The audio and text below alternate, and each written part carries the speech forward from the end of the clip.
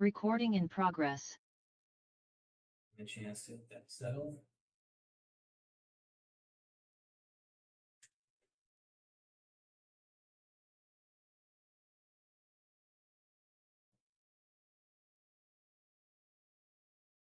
Okay, I think everyone's in.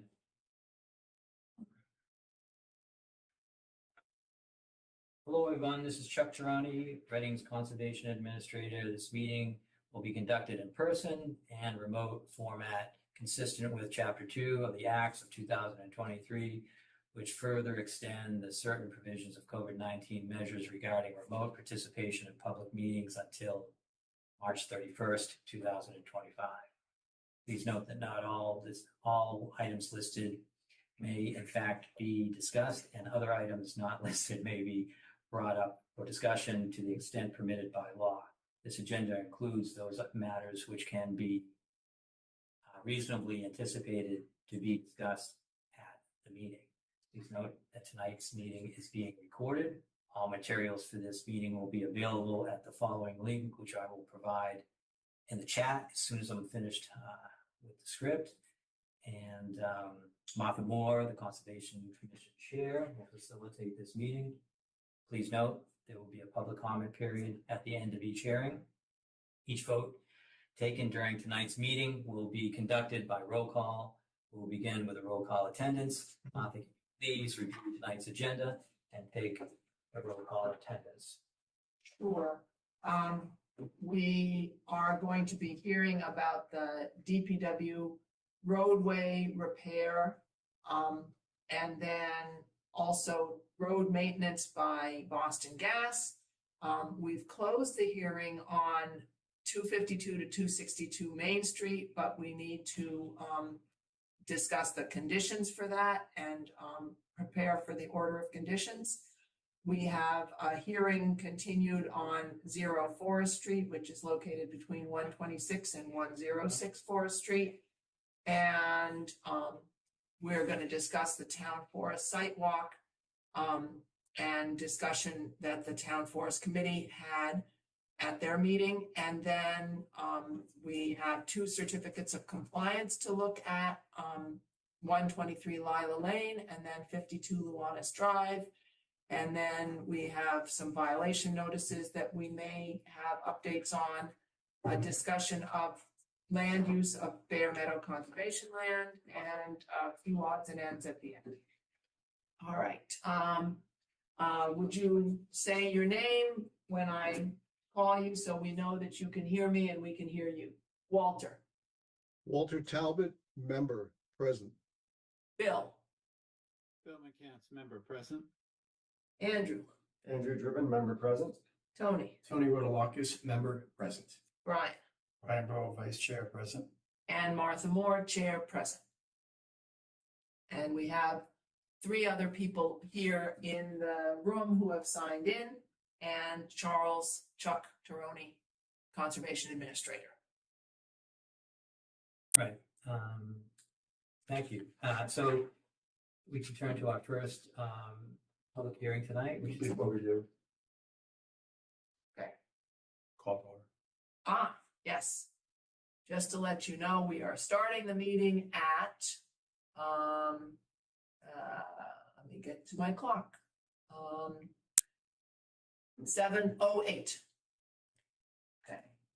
And, all right. So Chuck, do you want me to read the blurb about the DPW? Yes. Okay. Please.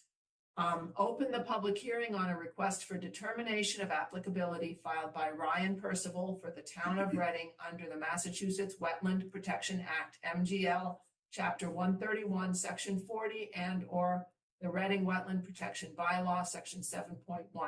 The applicant proposes routine resurfacing maintenance and road repair of 8 roadways, consisting of approximately 4 miles. Portions of the work are within a 100-foot buffer zone and 200-foot riverfront. The application and plans can be viewed during regular business hours at the Town Hall Conservation Office, 16 Lowell Street, Reading, Mass. 01867, and on the Conservation Division page under Project by Year. Assessor's Map various lot numbers and various RCC file numbers 2024-02. We have Ryan Percival, town engineer here. Ryan, can you unmute and introduce yourself for the record? Ryan Percival, Town Reading Town Engineer. Am I coming in clear enough? Yes. All right, excellent. Chuck, do you mind letting me share the screen? I can put up, I'll just put up the map. I think that's probably the best thing that we've done in the past. Yes, you have that permission. All right, thank you. Just 1 second, please.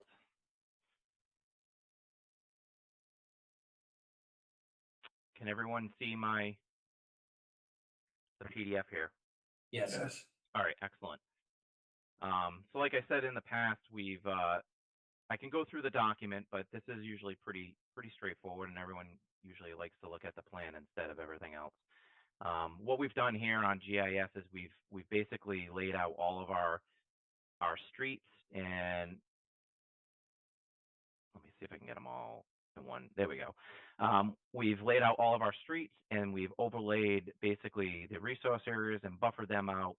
And anywhere where these touch is usually where you have jurisdictional area. That being said, like I've said in the past, all of our roads that we do, we implement all of the BMPs on them, regardless of where we are. And so what you're looking at here is on the blue streets, we have usually two primary means of road paving. We have milling and overlaying, and we have reclaiming the roadways. Mill and overlay is essentially just taking off about 2 inches of asphalt and putting 2 inches of asphalt back on a roadway without getting into the sub-base material. And that's what you see in blue. The red is a reclaim. That's a little bit different. We pulverize about a foot of material, grinds everything up into a dirt, makes a better sub-base. We grade it, roll it, and then we pave 4 inches, 5 inches of material on top of that asphalt. And those are in the red areas. So that being said, total this year, we have about 8 streets that we're looking to do, which equates to about 4 miles of road paving. And as you can see, pretty much every single road that we have in town that we're paving touches one of these areas. So what we plan on doing is all the catch basins will have silt sacks in them in areas where we have areas of concern. So like Charles Street and all these other abutting areas where we have Timberneck Swamp area and things like that, we'll have erosion controls in place, specifically in those areas where we have reclaims. We usually walk these sites prior to any construction and set the limits of work and the limits of erosion control with the conservation administrator, Chuck Tyrone. We've done that for the past, I don't know, as long as Chuck has been here. So again, it's pretty straightforward. I'm happy to answer any questions regarding what we have here, but you can see we have 8 streets. We have Summer Avenue, Woburn Street, the second half of Lowell Street, Charles Street, portion of Timberneck, Dana Road, and Johanna and Arrow, currently planned for paving this year. Anybody on the commission have questions? I have a question. I can't see if there's hands raised, so Chuck, you'll have to let me know. I will. Tony. Ryan, I think it's the east side of Charles Street, for most of that stretch, there's no curb. And, right, so I assume you're going to put up, some type of a mulch sock or some type of a barrier, which would be great during the road repair. But after the road repair, there's still a lot of opportunity for runoff into Timberneck Swamp directly from the street without getting into catch basins.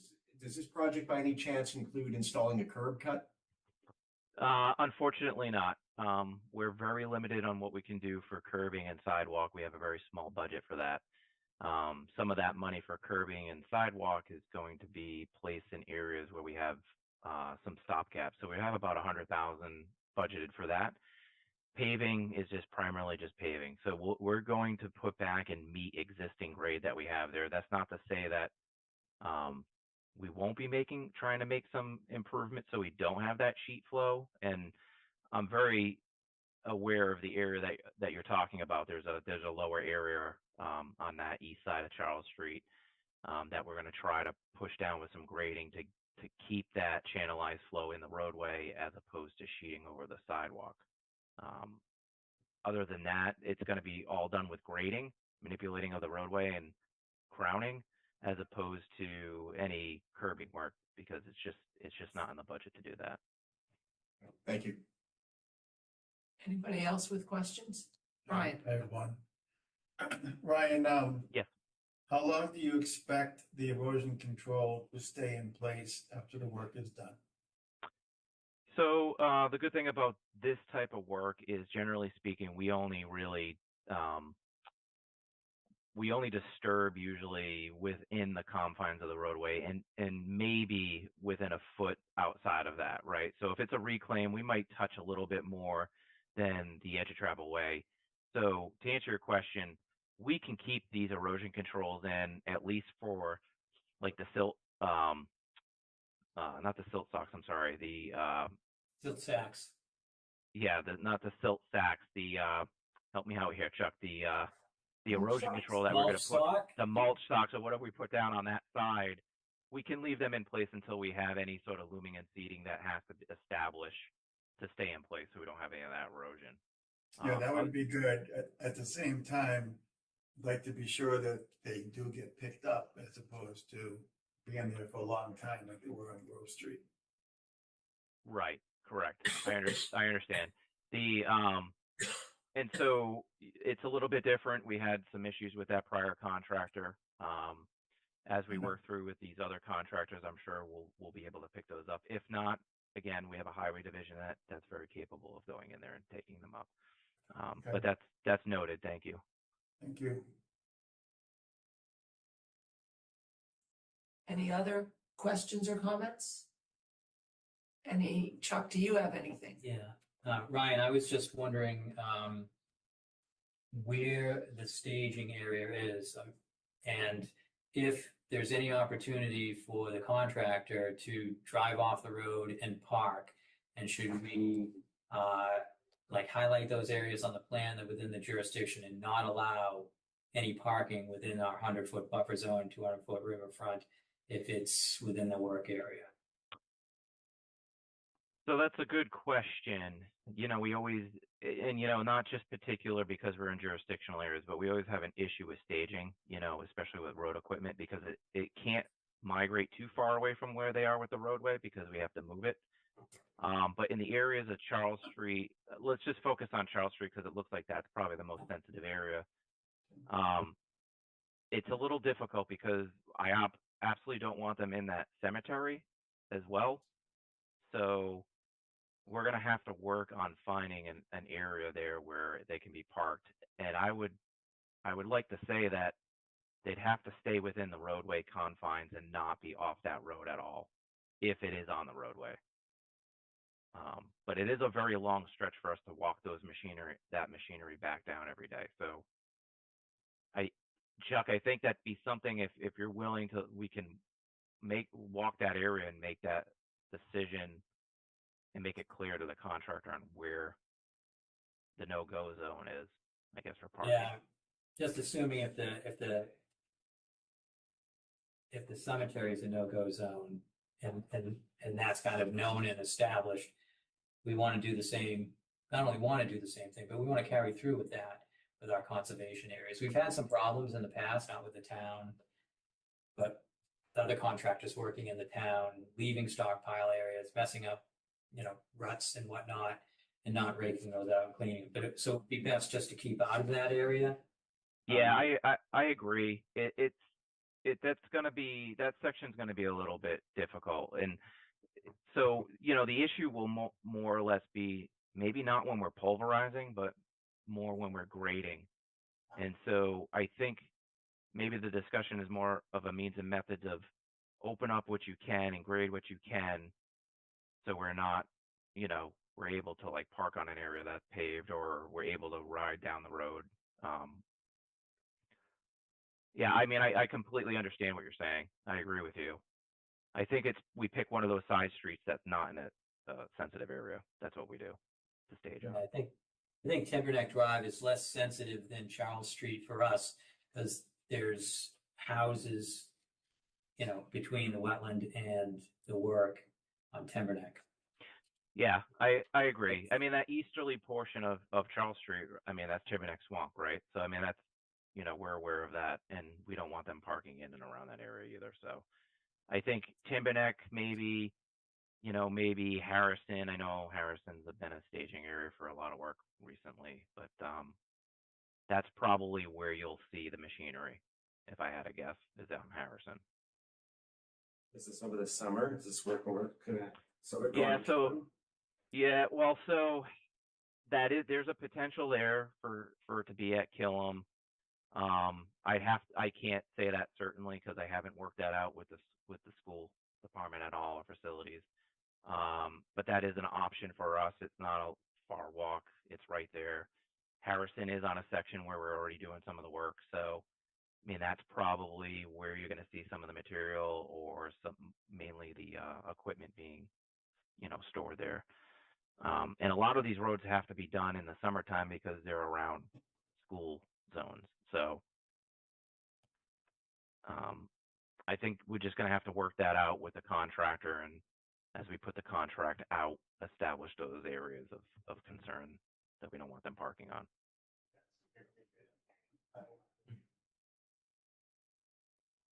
Okay, I don't see any other hands up, so maybe reach out to anyone attending tonight's meeting.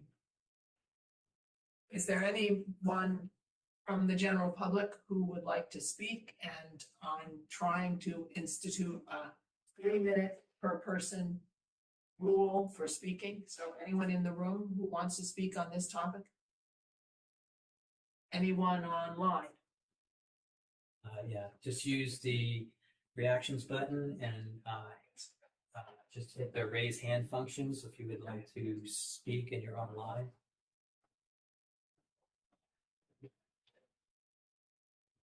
Seeing none, let me just deal with that. Seeing none, if we can go back to the commission for the comments or motions. Do we have any final comments, or can we have a motion on this hearing? Do you want to take the? Oh, yeah, Ryan, could you just drop Yes, this? I'm sorry. Thank you. There we go. Okay, then I have a motion if we have no further comments. This is Brian. I'll make a motion for a negative determination for the DPW roadway permit.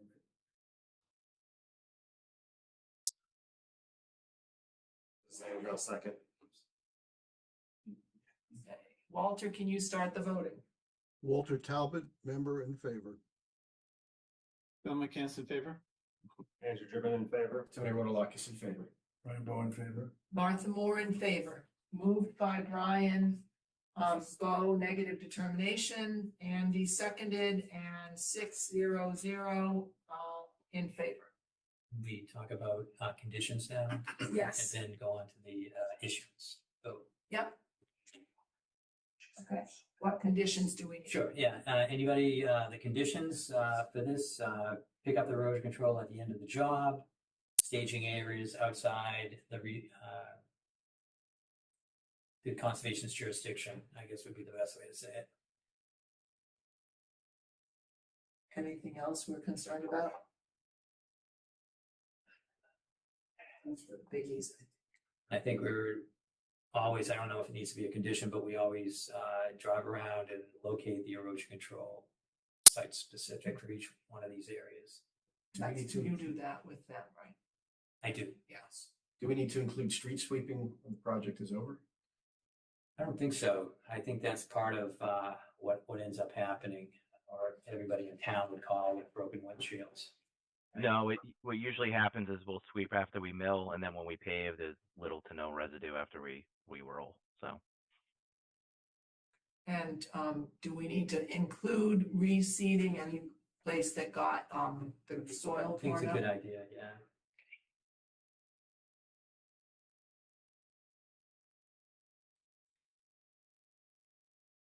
Do we want a deadline by which they will pick up the mulch stock, like before winter?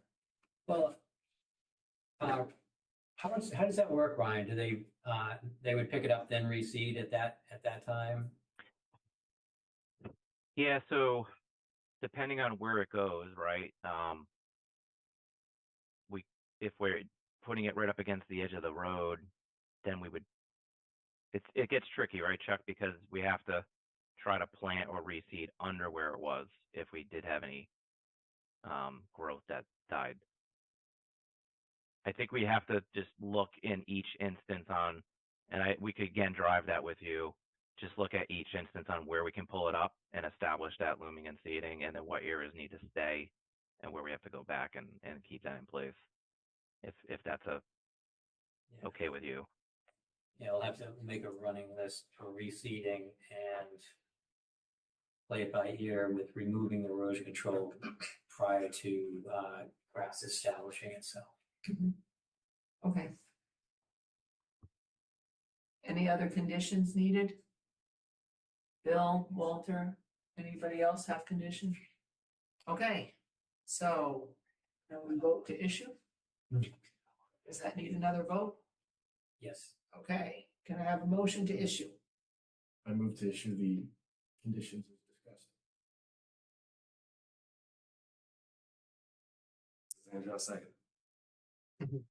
Walter Talbot's in favor. Bill McCann in favor. Andrew Driven in favor. Tony Rodolakis in favor. Ryan Bowen in favor. Martha Moore in favor, 600 in favor, moved by Tony, seconded by Andy. Okay.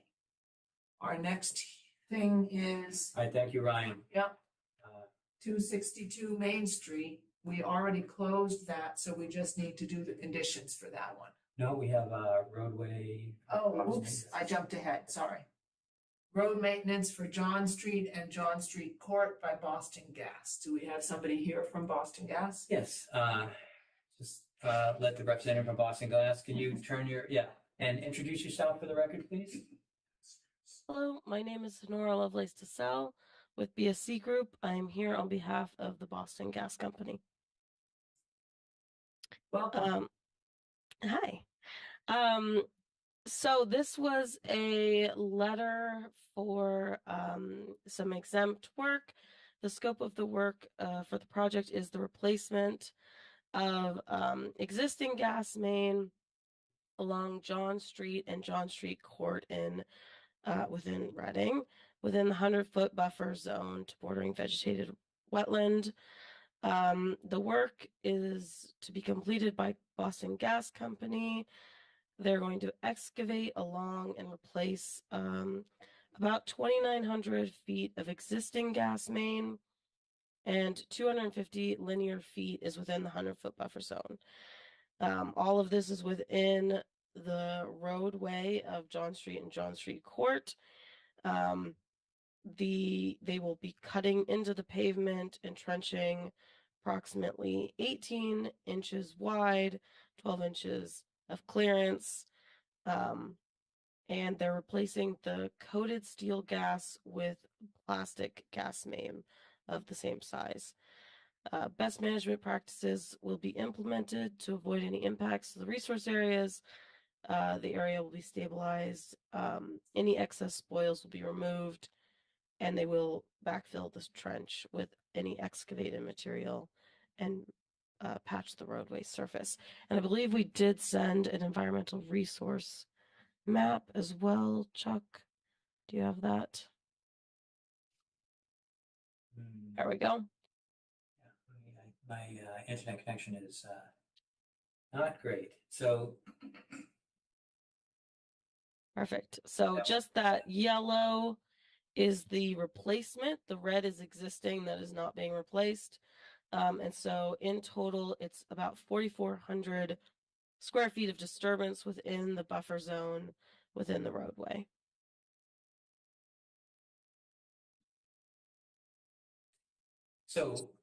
So this is in front of the commission because Boston Gas wants to use the Wetlands Protection Act to as an exempt project for this roadway maintenance, and the commission is going to say yes or no to that request.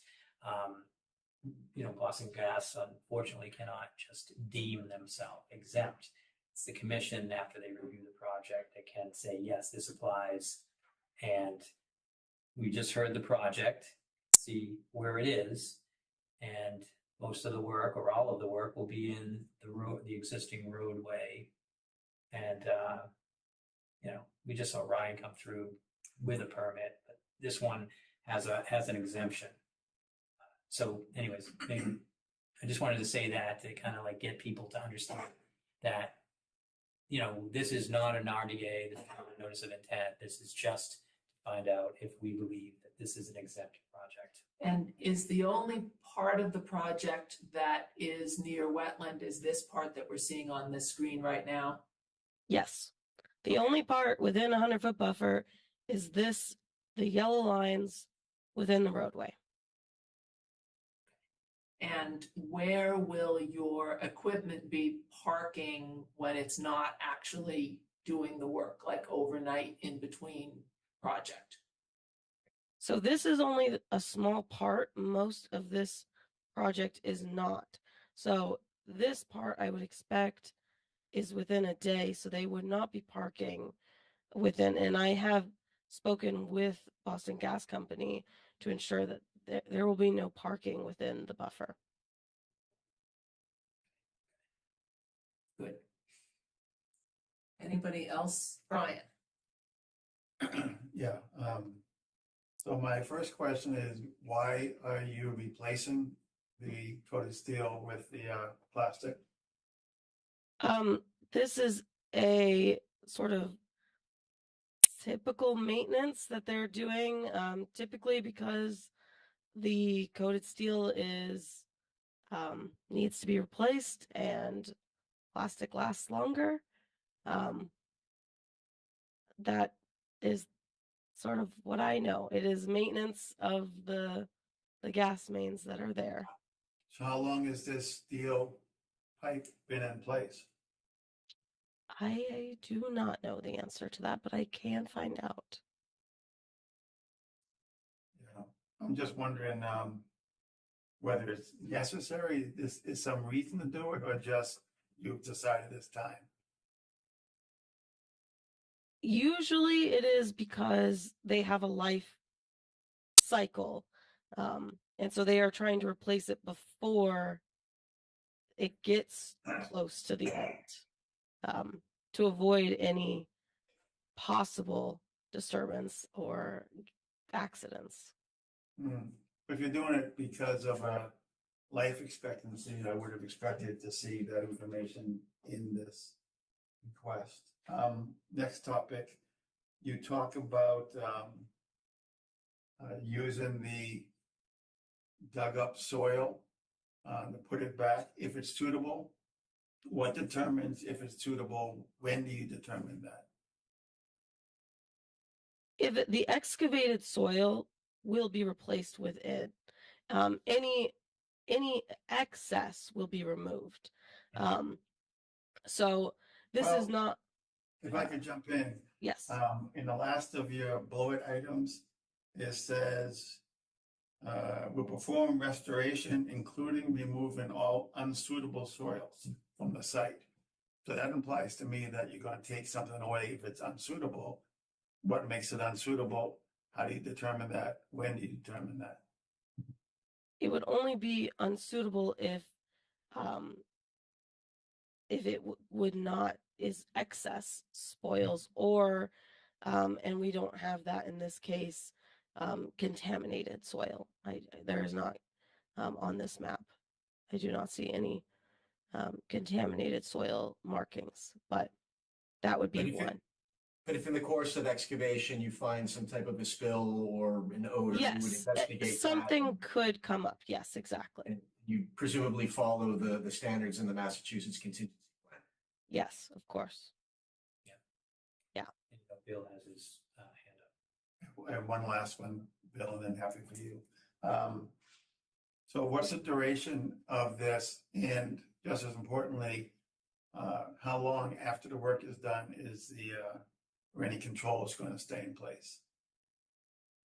So because it's within the roadway, as soon as the work is done, and the ground is filled and is patched, there would be no need for erosion controls. So they would be removed once all of that is done. So then what's the duration of the project? I don't know the full duration. It does, so the project won't really get scheduled until it is ready to go from here. So my thought is that you're gonna dig it up, put the soil aside, and it's gonna stay there for some period of time. Does that get replaced the same day? Does Yes, that stay for? it will does? be, yeah, so they will only open and then they will close daily. Yeah. Okay, This is typically called cut and cover. So they won't open up anything, and whatever comes out of the excavation goes back in, and the old pipe stays inside that excavation also. They've come to Reading many times. So it doesn't look like it's more than a 2-day project, but it should be cleaned up wherever they work by the end of that day. okay, Yes. okay. Done, Martha. Bill? Thank you. Yeah, Bill's turn. Thank you. I'm looking at the regulatory provision, the exemption, installation of underground utilities, including gas, within existing paved or unpaved roadways, etc., provided that all work is conducted within the roadway or driveway and all trenches are closed at the completion of each workday. So I just want to be clear to the applicant. I'm not aware of the commission having any jurisdictional basis to ask you why you're replacing your pipes and so forth. But we do have a legal basis to be concerned about staging and so forth. You currently happen to be where gas lines are being replaced in my section of Reading, and I do see that on a daily basis, the soil is returned to the ground and so forth. But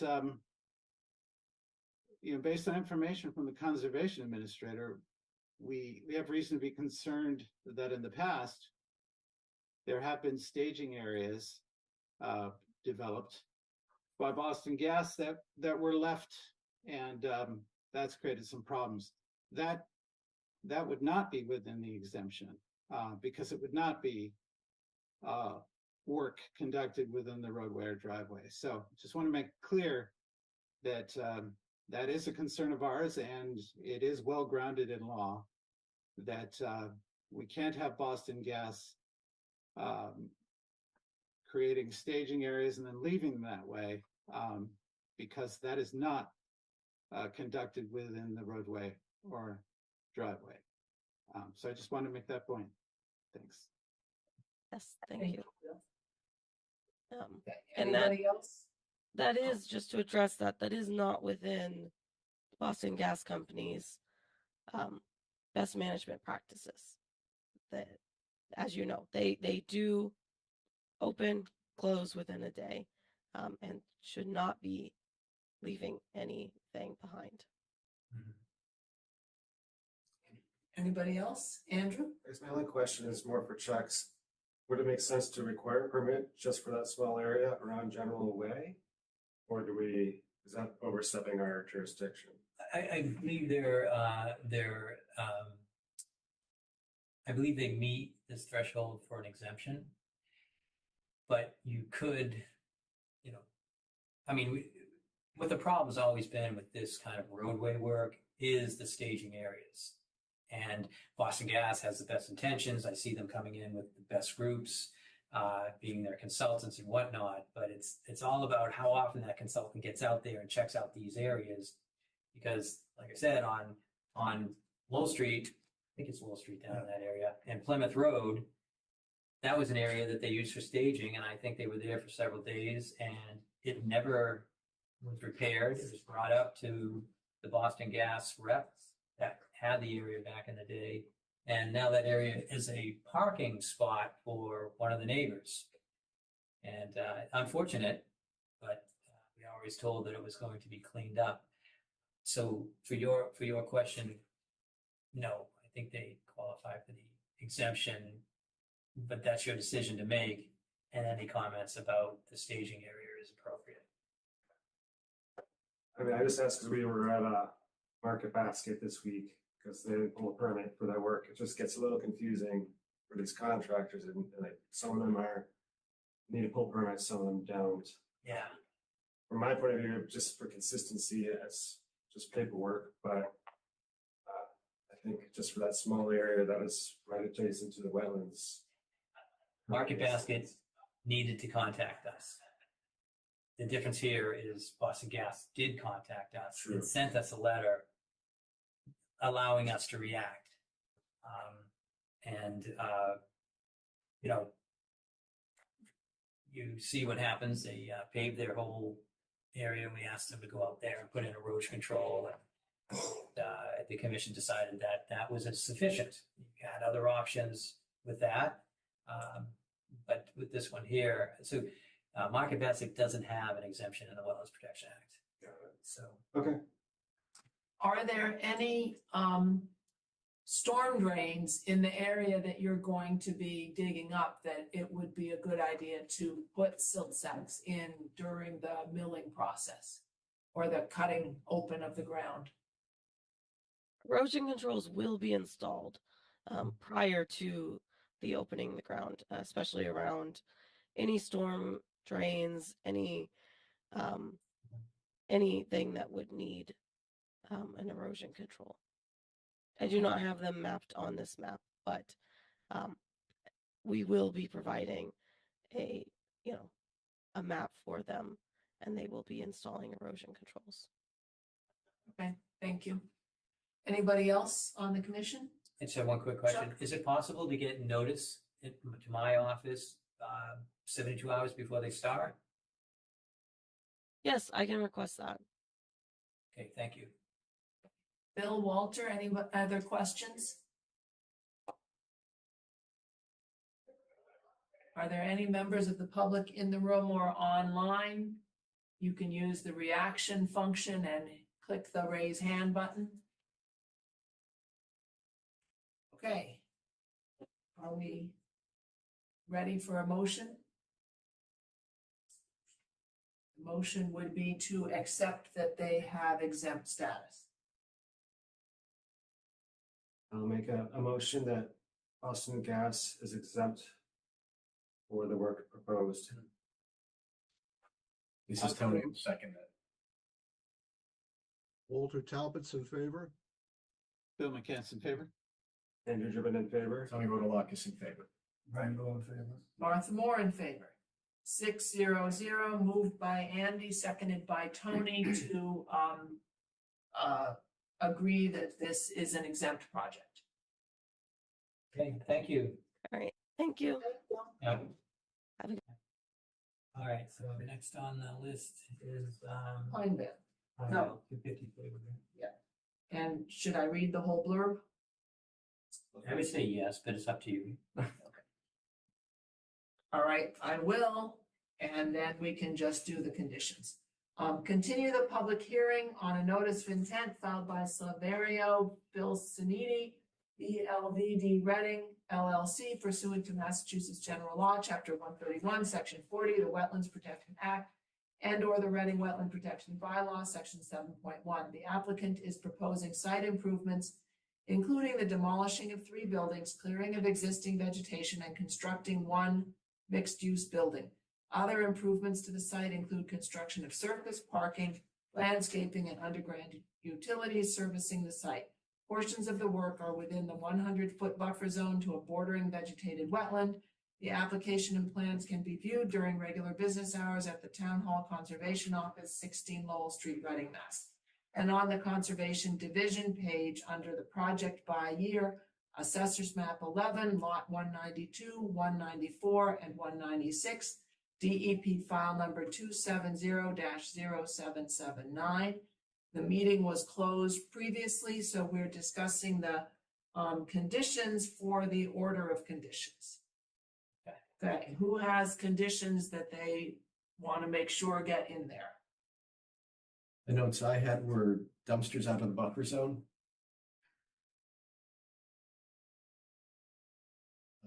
Lighting, wildlife friendly lighting.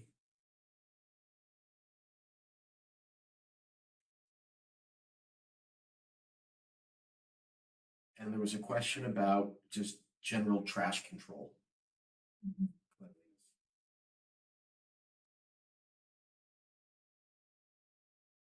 I want to make sure we get in 3-year survivability of the plantings. And any fencing that they put up should have a gap under the fence for wildlife, squirrels and things to be able to get under the fence. Guess not squirrels, but turtles or whatever. Squirrels can go over, but whatever needs to go under, there needs to be a gap under the fence. Yes. Chipmunks. And then it seems like the funding is kind of intended from that email from Andy McNichol. It's intended for conservation, so that seems good enough for the conditions. Yeah, Andrew said that when he sets up the account, he will put it under the Conservation Commission's control. I feel like even if he didn't, it's for the Pineville Conservation Area. Any other requests could go to Andrew. You know, commission makes a request, I could take it to Andrew, he could consider it. I would feel like he had ultimate control over this, and he would always be involved somehow when we use this money.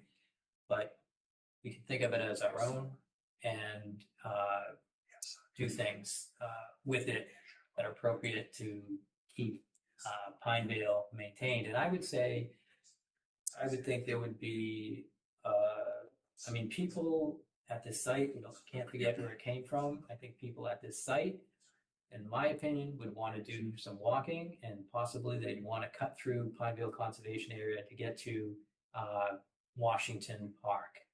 And so I would think that that would be, we want to make sure that that area is available and we look at that, but keep the whole place up also. And I talked about needing about half a parking spot to create dedicated handicap parking spot. So nothing's on the table now. They're all come in front of the commission first, get approval, and then move on.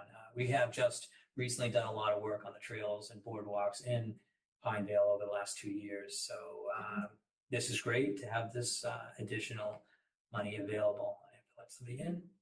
So that's what I know about that money. Okay. Andrew explained it pretty well. Bill or Walter, do either of you have conditions that you want to make sure are included? Okay. Donnie? So we're all good? A trail to Washington Park would be nice, but it sounds like that would get decided later. Yeah. You know, So connected to the north side. for something like that, it all goes through the trail committee, or we'd have to pay for someone else or find our own volunteers. You know, we do have Next Step volunteers. They're going to come in again this year, but most trails, and I would want to keep it this way, are collaborative between conservation, New Trails, and the Trails Committee. So it would be presented to them, and we would have to, because it would be a new trail straight over. It would be great. Yeah. Okay. So there's no other conditions. Oh, I just wanted to agree with both of you. Being in that community, knowing a lot of people in the community who use it, a trail like that, and Chuck, what you're saying about how it's done makes a lot of sense. But I just wanted to add my voice to it. It'd be a terrific idea. It would be well used, and it would accomplish a goal we have, of course, as a commission, of getting the public out there to enjoy these open spaces. Thanks. I think so. Yeah. Okay. So the area of focus is just kind of around that parking area. It's a small bit of land. We have the trees, we have the curbing, whatnot. The dumpster's just outside of it. Native trees. There's nothing else that should be a condition. We could move on to our vote to issue, because we already had a vote to close. And since it's closed, there's no public comment. That's correct. And if we had like a. Yeah. I'm not getting into that, Right, but yeah. because it's yeah. closed, I don't need to No ask for public public comment, comment, right? Okay, so can I have a motion to issue? This is Brian, I'll make a motion to issue for 252 to 262 Main Street. This is Bill McCann, so I'll second the motion. Walter Talbot's in favor of the motion. Bill McCann's in favor. Andrew Driven in favor. Tony Rodolakis in favor. Brian Bowe in favor. Martha Moore in favor. Okay, Brian Bowe moved to issue. Bill seconded and 600 in favor. All right. Thank you very much.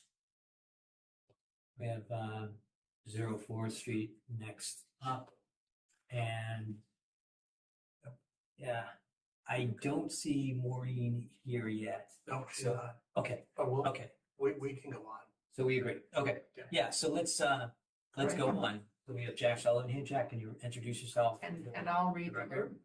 Sure. You can't? Is it okay if I? Sorry, did I Should jump? should I not read the verb? I like it when you read the Yeah, blurb. read the blurb. Okay. Yeah. Continue the public hearing on a notice of intent filed by Thomas Walsh, Trinity Home Builders LLC pursuant to Massachusetts General Law, Chapter 131, Section 40, the Wetlands Protection Act and/or the Reading Wetland Protection Bylaw, Section 7.1. The applicant is proposing construction of a new single-family house, paved driveway, hardscape, landscaping, deck, and grade and site grading within the 100-foot buffer zone to a bordering vegetated wetland. The application and plans can be viewed during regular business hours at the Town Hall Conservation Office, 16 Lowell Street, Reading, Mass, and on the Conservation Division page under the project by year. Assessors map 33, lot 92, DEP file number 270-0784. Okay, Jack. Great, thank you very much. For the record, my name's Jack Sullivan. I'm owner of the Sullivan Engineering Group. And when we were before you 2 weeks ago, number of comments from the commission, some comments from the public. We did a lot of work to the plan set. I'm gonna give you a summary of. Just let me know where you want to start, down at the Forest Street area or? That's good right there, Chuck. Then I'll move you around. So since our last meeting, the owner hired Norse Environmental Services to come out to review the BBW flags and also to place new vernal pool flags down since we're in the vernal pool season. So I survey located those flags. The BVW flags did not change from your site walk. Now the numbers on my plan match the flags in the field. And I did locate the vernal pool flags that Maureen Harold hung, and I show them as well. In locating the BVW and the vernal pool flags, there was slight adjustment to the buffer zones. I show a 100-foot vernal pool buffer as I did before. For informational purposes, since I was asked by one of the commission members, I do show a 200-foot buffer zone from the vernal pool as well. And I adjusted the 25, 35, and 100-foot BVW buffers as needed. On April 16th, we conducted 2 soil test holes on site. These test holes were conducted since we were proposing drainage for the site.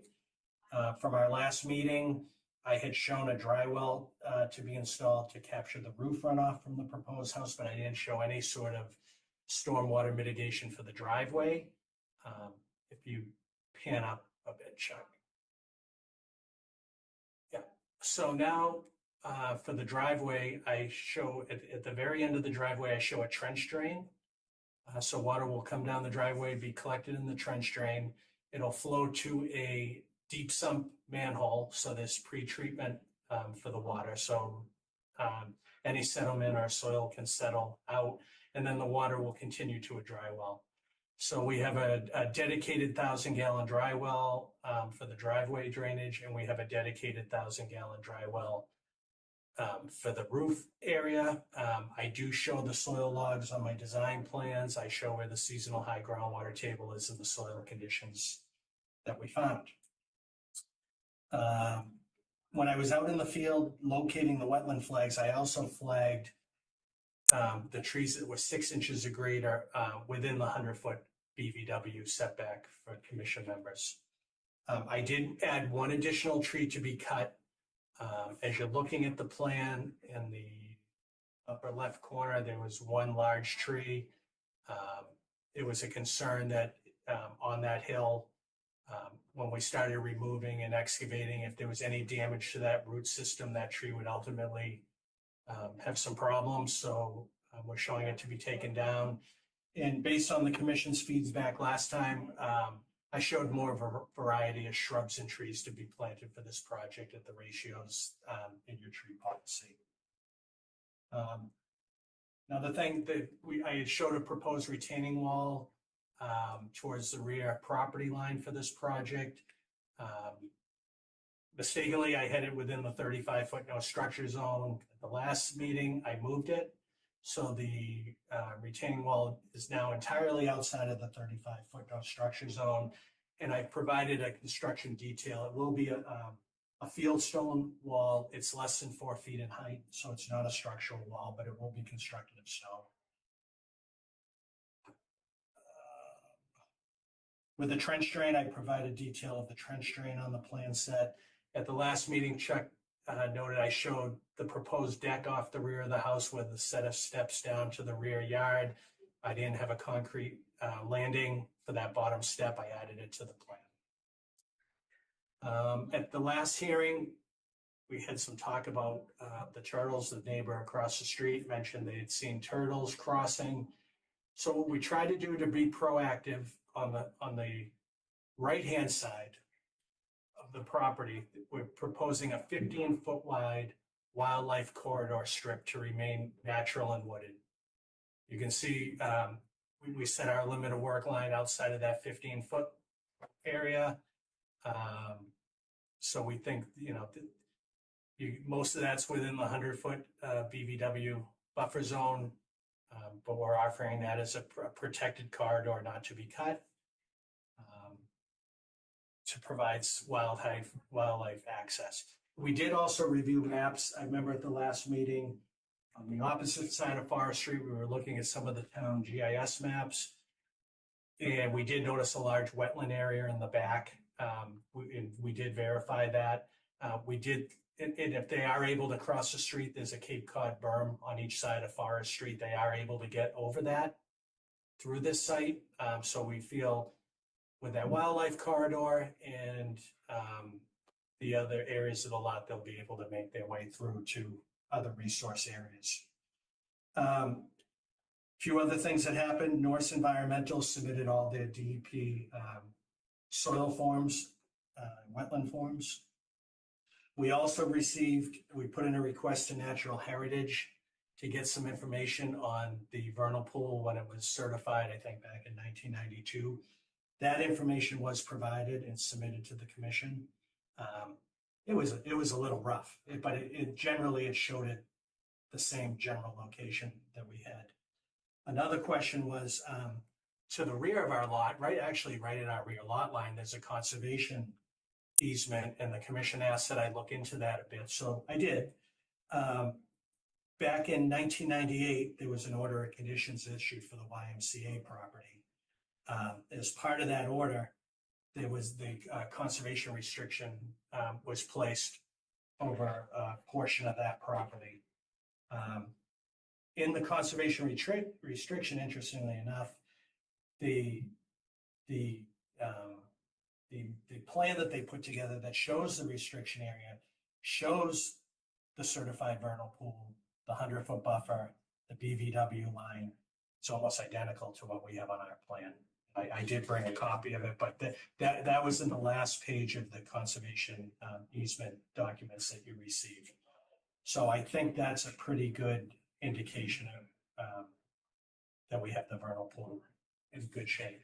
I did get a text from Maureen. She won't be able to attend tonight. She had another hearing in Billerica.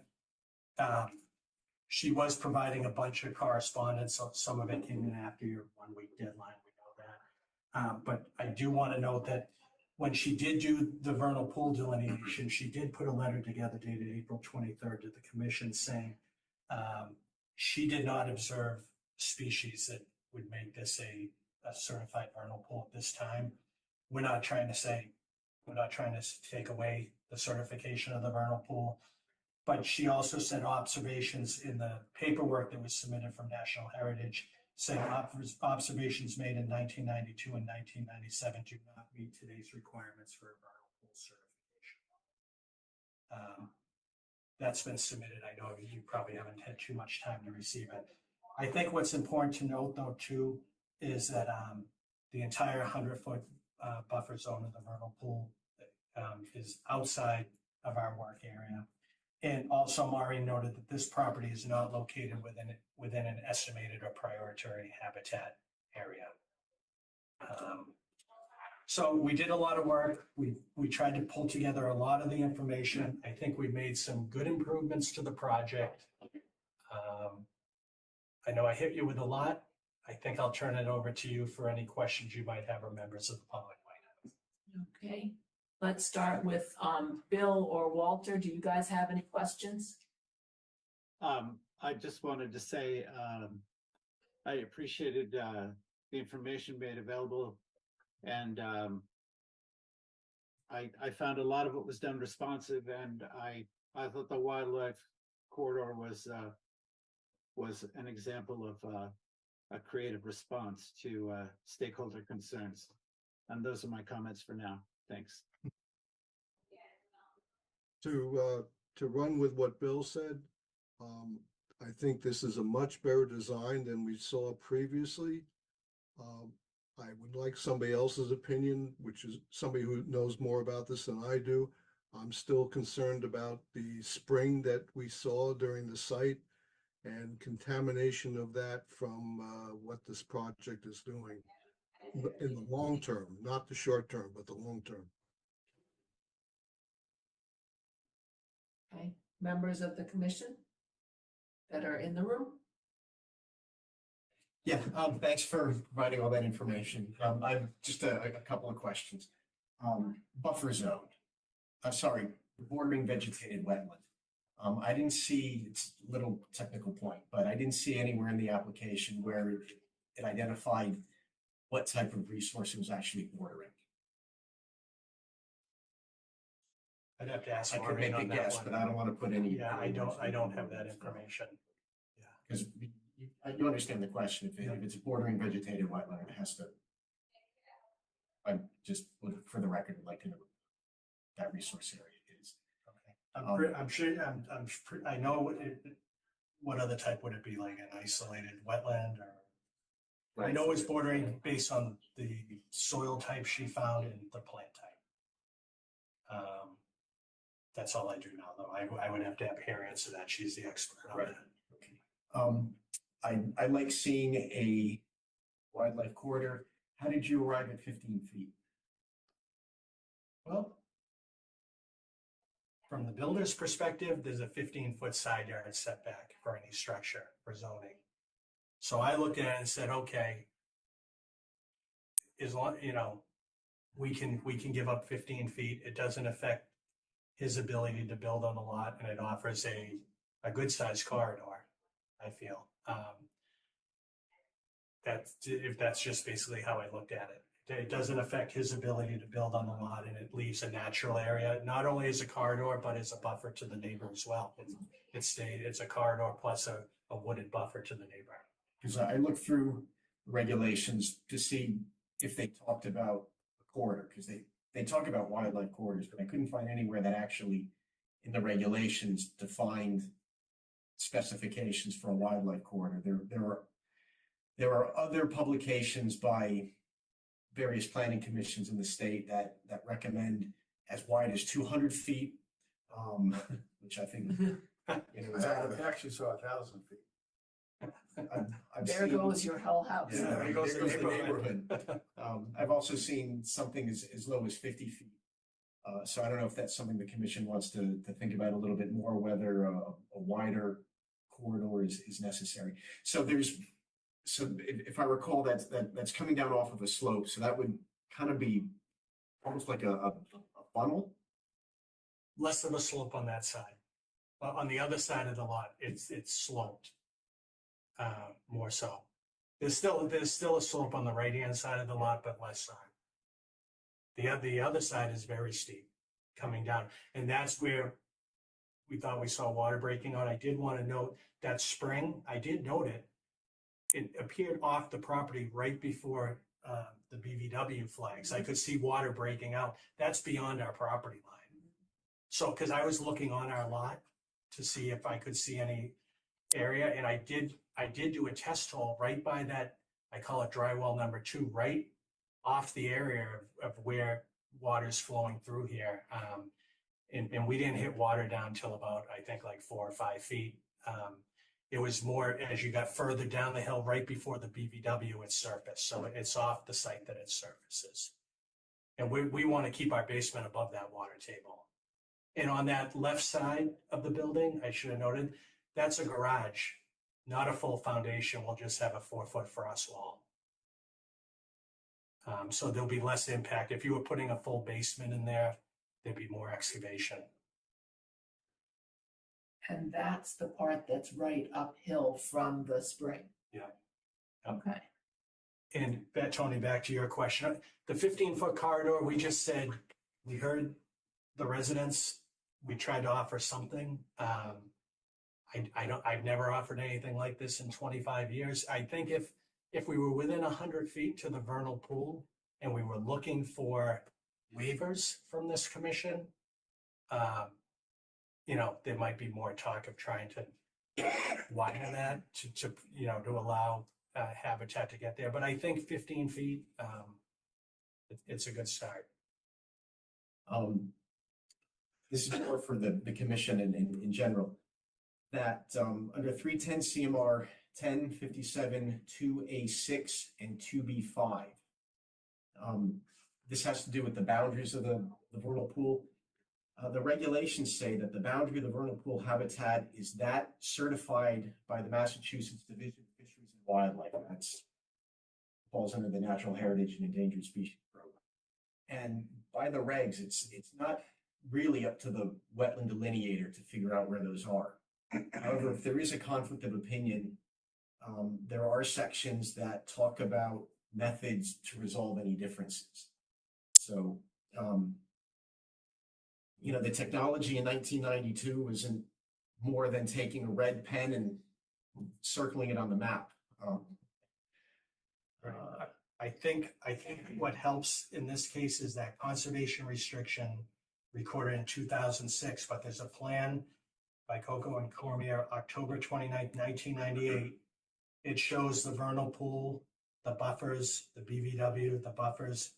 It's almost identical to this plan. I don't know if you have that last sheet on the conservation page, but it shows it. I can hand it over, but It's page 16 of the conservation restriction. If you have that. yeah, the last page. So I think if we saw a big difference between that plan and our plan, I've seen there might be some more discussion on it, but I agree though. They just put a dot. It wasn't that detailed how they certified it, but someone went through some work back in 1998 to develop this plan as well, and we're consistent. And the commission at that time issued an order. While Chuck's looking, anybody else have comments, or Tony, did you have more comments? Oh, that's it for now. Thank you. That's yours? I do. Okay, Brian. Actually, to follow up on what Tony was talking about, the wildlife corridor. My question is probably as much for you guys as for you, Jack. Yeah. But so wildlife corridor is all kinds of wildlife, but we talked about it originally because of the turtles. So my question is, would turtles be comfortable using a corridor with this slope? My assumption is that in the past, they've gone more down the middle, down the center of the valley. So even if that space is available, would they go there? Or would they instinctively go lower, an easier climb? than actually going up the hill. And I agree, the left-hand side is steeper than the right-hand side, but that's still a slope over there. It's a slope that we probably wouldn't allow if it was something being put in, you know. So my question for you folks is it a useful corridor?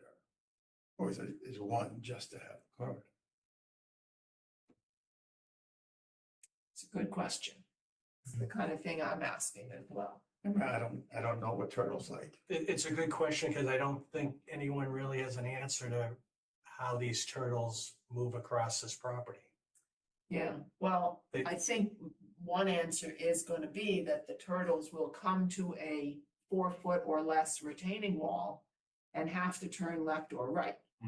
And if they flip a coin, half of them will go toward the wildlife corridor and half of them will go towards the steep slope But near the that's- driveway. That's, you're thinking from the perspective of going uphill. Right. What about turtles across the street coming Coming down? back, They're gonna come to the house presumably, and on either side, there's a hill. Mhm. What would that right, indicate? Turtles? I don't know. I couldn't find anything that told me we have turtles like hills, or how big a hill. right.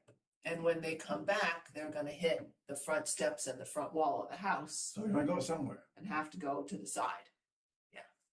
So, I mean, I just wanted to bring it up. I don't know. I mean, I appreciate that you put something in. I just don't know if it's useful. Okay, next question I had is, Before you get off turtles, since you were saying it to everybody, what do commissioners think our jurisdiction is here? I thought the applicant was offering something that they're not legally required to offer. If somebody can tell me I'm missing some jurisdictional hook here that mandates this, that would be helpful. Because otherwise I saw this as a good faith offer in response to stakeholder input, as opposed to, okay, here's the section of the regs that requires this corridor, and you applicant, 15 feet isn't doing it for us. So I'm a little at sea here on what our foundation is, if someone could help me. so if I could answer that, no, I'm not saying it's in the regulations. I'm basically asking whether the corridor actually achieves anything having to do with what the conversation was last time. Not saying we have jurisdiction to say, therefore, move the corridor, move the house, none of that. Just asking if anybody knows if it will be useful before we consider it a diplomatic victory. I agree. I just want to add, I do believe it is within our jurisdiction, within 100 foot of the wetlands, to consider wildlife habitat. What we do with it is a different question, but I don't think the question is, I think it's perfectly appropriate for what we're talking about here. And part of I that wildlife, disagree, because when you're getting into the width of a corridor and the location of a corridor, precedent matters. And we are looking at 100-foot buffer zone, but are we asking and imposing conditions here that we haven't in similarly situated projects? That's what I'm looking at. Thank you. Are you done? Okay. I actually have some of the questions. Go ahead. if we're done. So I'm glad you mentioned that you chuckled on the tree, because I saw that, but there's actually 10 trunks that have a ribbon around them. Do you know why the difference? Is that because some of them are multi-liter? Right, so this is, it's sometimes at the base of the tree, it might be, I'll show like 136-inch tree, but then as it comes up, it might split 18, 18, 18. So it looks like 3 trees. So sometimes when you circle the different individual trunks, you just would make it obvious to make the whole thing. Just to make the whole thing. So if it's cut, I make an interpretation. If I say that looks like one tree that's split off over time, I call it like 136-inch tree. Could you make the case it's 3 18-inch trees? I don't know, maybe. And that's something we can talk about when we get into conditions. Yeah. But it's possible, just given that, because there's 3 significant trees going up. Yeah. With the loss of canopy and everything, maybe it's appropriate to get more replacements. Yeah, and we don't have a problem with Yeah. the plantings. So we'll have to see what the commission thinks. And I did want to let the commission know Maureen was able to get on the Zoom call. Oh, And she just texted me she's in, so she, at some point, she could try to answer Tony's question. beautiful. Oh, I don't know. All right. I had a couple of concerns. And I read through the vernal pool certification paperwork submitted by Leo Kenny. He made his observations in 1990, and what he saw in there was wood frog tadpoles. And from personal experience, I know that if you cut off the water source for a vernal pool, you may not have enough water left in that vernal pool for the wood frog tadpoles, which is why I sent Chuck a letter, which Maureen answered, but not to my satisfaction, which my question was, how will putting a house in the valley just uphill from the spring impact the amount of water that will be flowing downhill into that vernal pool? And I think that just because we're outside the 100-foot doesn't mean that we can ignore the fact that the vernal pool needs its water supply. So I would like to hear from a hydrologist or someone who can convince me that the water flowing from Forest Street toward the vernal pool will continue to flow even after this house was built. And I feel a little better that you said there's only going to be a 4-foot frost wall under the garage.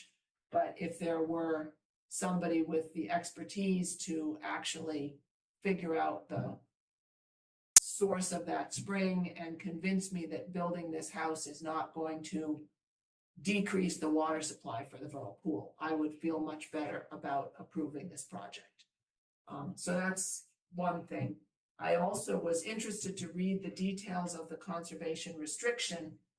Section 2B3 talks about not allowing junk and debris and things like that in the conservation restriction area. And when I was out there on a site visit with Tony, I noticed quite a bit of junk downhill south of the vernal pool. So it might be that the YMCA needs to do a little cleaning up of the debris that has accumulated. It's not yard waste debris, it's furniture and floor mats and things like that that are behind the big pile of rock, big outcropping of rock there. Section 2B5 in the conservation restriction talks about activities detrimental to the water, and a lot of language about that. And that's one thing I'm concerned. The conservation restriction only applies to the part of the land that you're not actually talking about. But if this house is going to be detrimental to the water, I'm concerned about that. And so, you know, that's a section that I'm reading that I'm concerned about. And then, Not to interrupt you, Yeah. but when you say the water, are you talking about like water quality? well, if you have the conservation restriction in front of you, you can read section 2B5. It's got water flow, stormwater, a bunch of things like that. Okay. Section 2B5. And section 2C5 specifically talks about flow of stormwater. So those are all in the conservation restriction for that property that includes the bordering vegetated wetland and the vernal pool. So clearly they were concerned when they wrote that conservation restriction to make sure that the vernal pool had enough water to continue to be a vernal pool. those were my comments. I sent a couple of other questions to Chuck. One of them was the question about what happens when the turtles hit the wall. And another question that I had, which I don't think I have an answer for yet, just over the property boundary, there's another 10-foot right-of-way. Right. I don't know what that 10-foot right-of-way is for, but if that is actually also undisturbed natural vegetation, which I think it might be, that actually gives you 25 feet of wildlife corridor, because that 10-foot might add to your 15 feet. Right. But I was as concerned as somebody else here, is 15 feet really wide enough as a wildlife corridor? So does anybody know what that right of way is for? Is it a road potentially, or is it a sewer line? I'm not sure. I mean, it's off our property, so we don't control it. Mm. It's the neighbor owns it. Then Right. there's rights over it. I don't know where we can't control it. I didn't do too much homework into it. We don't have any control over it. Chuck, did you get any information on that question? I didn't, and the reason why is very similar to what Jack just said. It's off our property. We're not under control of what happens on that through this application, and I can't follow up. I can follow up with the engineering department, but I'm not sure. Usually these are maintenance right of ways. It's not a right of way; it's an easement, right? It says 10-foot wide right of way. Here. That's all I know. That's what I'm curious about. Next to the wildlife corridor, on the property of 126 Forest Street. I mean, the fact that it's undeveloped at this moment is a good thing.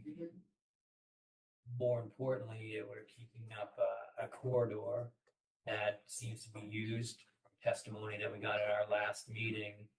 I know that the turtles are a big topic of conversation, but it's just a habitat that we're supposed to be protecting. The access corridor is a good thing. I mean, there are people out there that can tell us if 15-foot wide is enough or not. But Jack, is there a barrier that's going to be installed on this property beyond the 15-foot wildlife corridor, like a fence or a stone wall, or is it going to be left open and it's just declared a wildlife corridor that has? I think we thought of leaving it open or plant like a natural buffer, some arborvitaes or something to. So to the turtles, it doesn't have any restrictions. Yeah. They can go anywhere they want. Right, and as a deer corridor, it'll work just fine. They'll go 15-foot wide. Yeah. So this isn't the only, you know that, right? So we're focusing on this house, but there's other houses. These animals and turtles can kind of wander up through. So I think that it's great that this is open. I don't know about the restriction. Turtle wants to turn left or right. I mean, that's a great question, but I think there's no impediment if they turn either way. Yeah, depends on what happens to the hillside next to 106 Forest Street. Well, yeah, so as soon as they encounter something that they can't, manage that terrain, they'll just keep moving on laterally until they can, move up. So these questions could be answered. We could get a turtle expert here and you could go through this. But again, I think if the habitat's protected and the opportunity to access that habitat is available, I think we're covered. Yeah, and certainly the vernal pool organisms that were identified, which were wood frogs, probably don't need that wildlife corridor because they are in that 100-foot buffer around the wood. Yeah, so I know, maybe Brian meant when he said we was looking into corridors, vernal pools was one of them. I've heard that they could go as far as 1,000 feet away. But they're likely to be in and around that area. There's more opportunity for them to be out of the wet area and spend any other time than those 6 weeks somewhere else and then come down to the pool. As long as it's still viable, they'll have an opportunity to reproduce. So getting back to what questions are more important, I think, the water course and changing the water course. And is there any other spot that water comes in? Is it groundwater, or is it a spring? And is it the only opportunity for that pool to be fed? That might be something that you would want to have some more, investigation on. Since I get the floor, I'm going to ask one question. I don't want to be cut off from our conservation restriction. Does the Conservation Commission have an opportunity to we're supposed to review our property once a year? Is there something that can be worked out where we could walk down this wildlife corridor, just to do an inspection once a year? Tom's the developer for the project. Would you be open to that? Yeah, I don't think that's, I'm sure that new people moving in would be welcome to consideration of that for sure. Sure, and I didn't read it thoroughly, but there might be something in there. I mean, it might come from the YMCA side, so then this wouldn't be needed. But right, I think Section reading this first. 4 is about access. Okay. And section 4 includes access of up to 30 supervised human beings. So clearly they're thinking a class from Coolidge going out to check out the vernal pool. And they say up to 30, And but does it also say where the says, access is coming from. it doesn't say, it just says allow access onto this property. So since the YMCA has granted it, I would think unless it's obstructed, then we could get in from that side. From the Coolidge and water, yeah. Okay. Andy, you have your hand up? Yeah, thank you. Well, thanks for all the new information. It was fun reading. But I have some concerns about just the impact that this will have, just dittoing a lot of the things that have been put on the table, the hydraulic regime, the water that's there, the soil, and the wildlife. I did like the conservation restriction. I know it doesn't apply to this site specifically, but it's the site right next to it. And I agree where it says it's predominantly a natural, scenic, undeveloped condition. And they wanted to try to preserve it.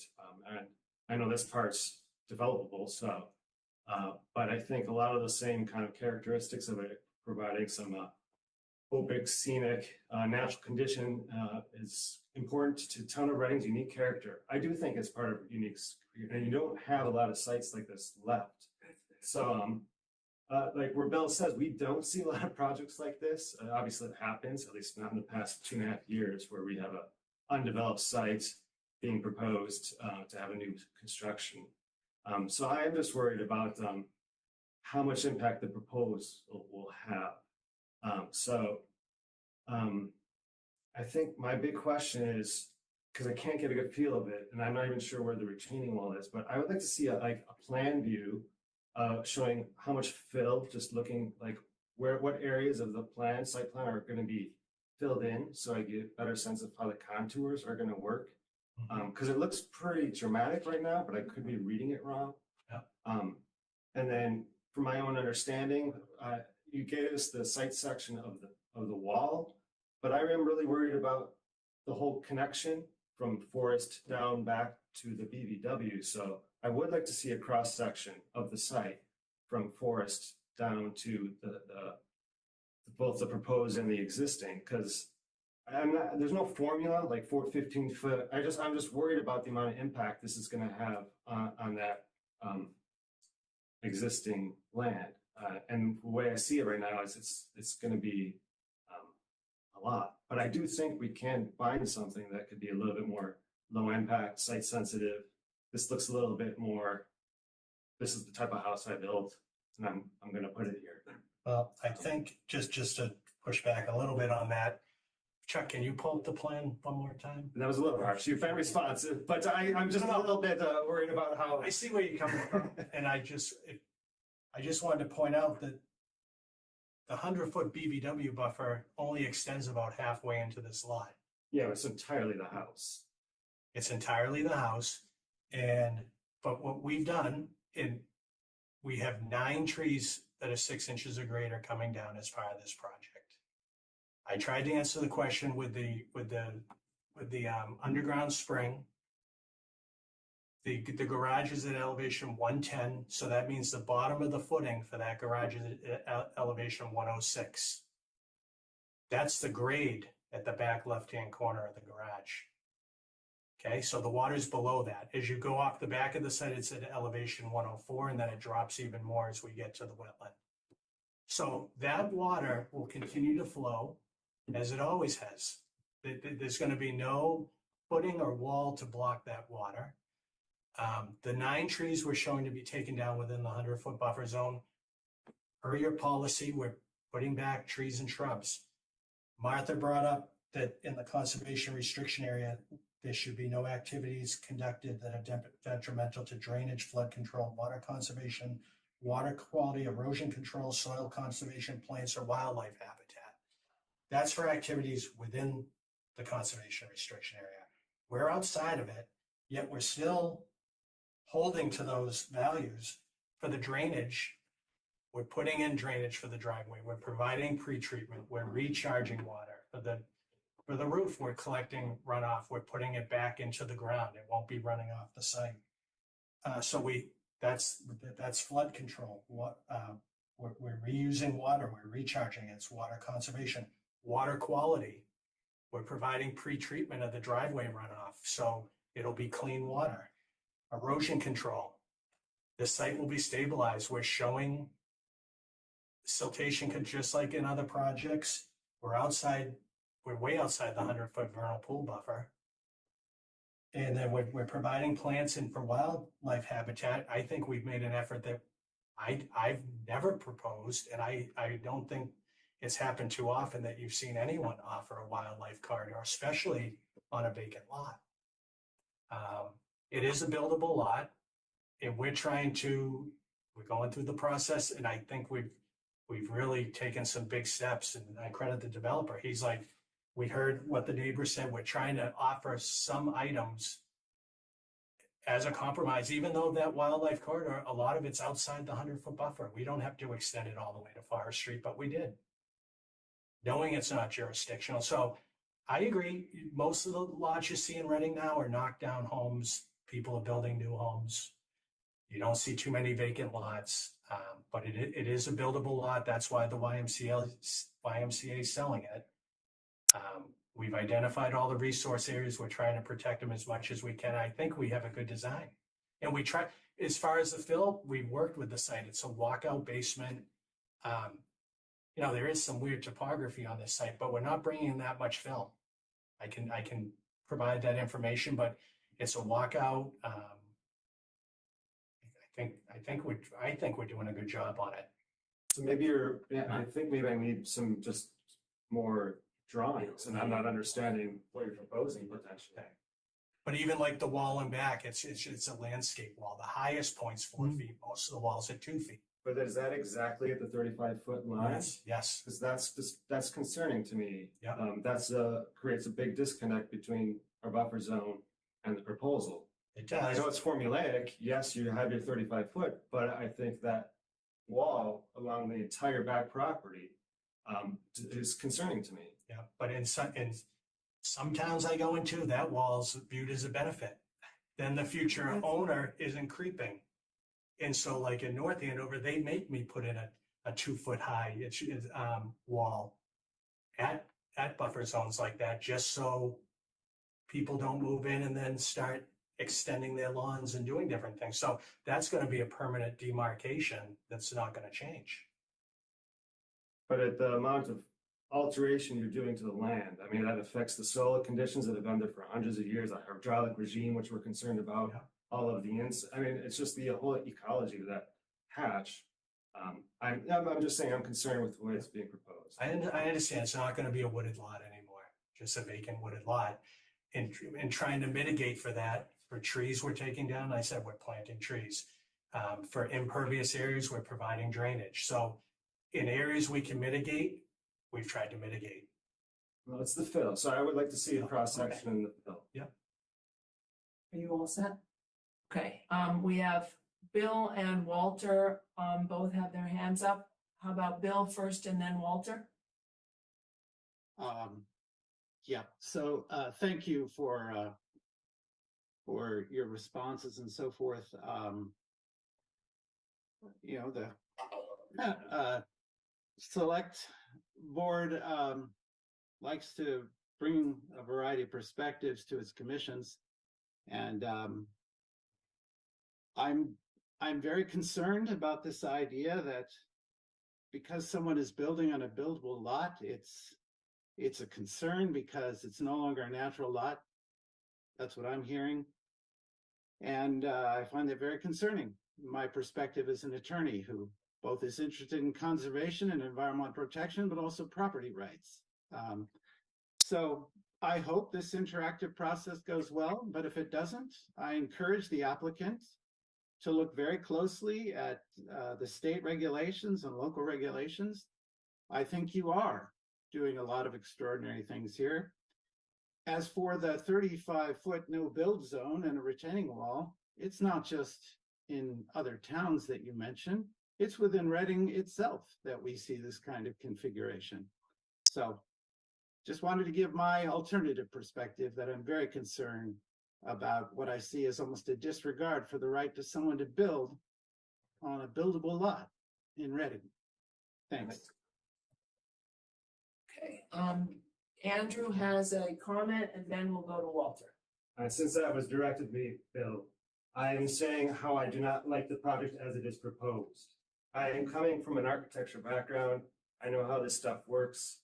I am coming from a concern from ecology, and I am saying that the way it is proposed does not meet my expectations with my understanding of the Wetlands Act. I don't want to talk about it any further, but I think your comment is overstepping what I am saying. My comment was not to you, Mr. Driven. It was to the applicant. Thank you. Yes, thank you. Okay, Walter. I'm going to venture into the regs for a second. I'm looking at 10.61B, referring to wildlife habitat. I don't know if this is a wildlife habitat, but it does refer to hiring an expert to determine that, because 1062C talks about migrating and overwintering, which is what we're talking about here. So I don't know if it's applicable, but perhaps the expert could handle it from Mass Wildlife. Thank you, Walter. Good suggestion. I had a question. Jack, this proposed house is going to have perimeter drains down low in the foundation. Yep. I'm assuming they go all around. Yep. And they're going to collect water that would go in towards the front of the house and then on the side too. Where do they discharge? Usually they either try to daylight it or they try to put it into its own like area of crushed stone. But so anything collected from the sides, the front, at that lower level, that foundation kind of footing level. At the footing. Yeah, would be collected and discharged somewhere, but you don't know where that is on this plan. Is that I don't show a location. Usually when they're doing it, you're right. It goes right at the footing location. It's perforated pipe with crushed stone. If you can daylight it, you try to daylight it. If not, I've seen guys just dig out big air. They dig out an area and put in crushed stone and daylight it and put it into the crushed stone. Yeah, it's interesting because I'm hearing a lot about what's going to happen to this water course, and then that's going to collect some part of whatever's happening out there. And maybe if we could direct those pipes around the 35-foot area, around the wall, and have them discharged in that point.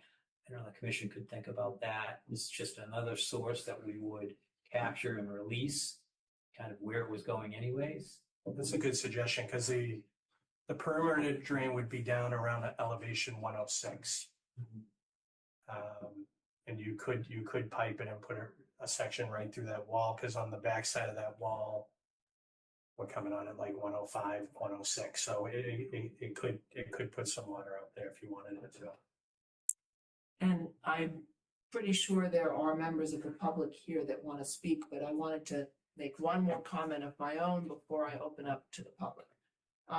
And I'm noticing that you have the minimum setback line drawn all four sides of the building. And you've got it pretty close to the minimum setback at the back and at the sides, but quite a ways back from the minimum setback in the front.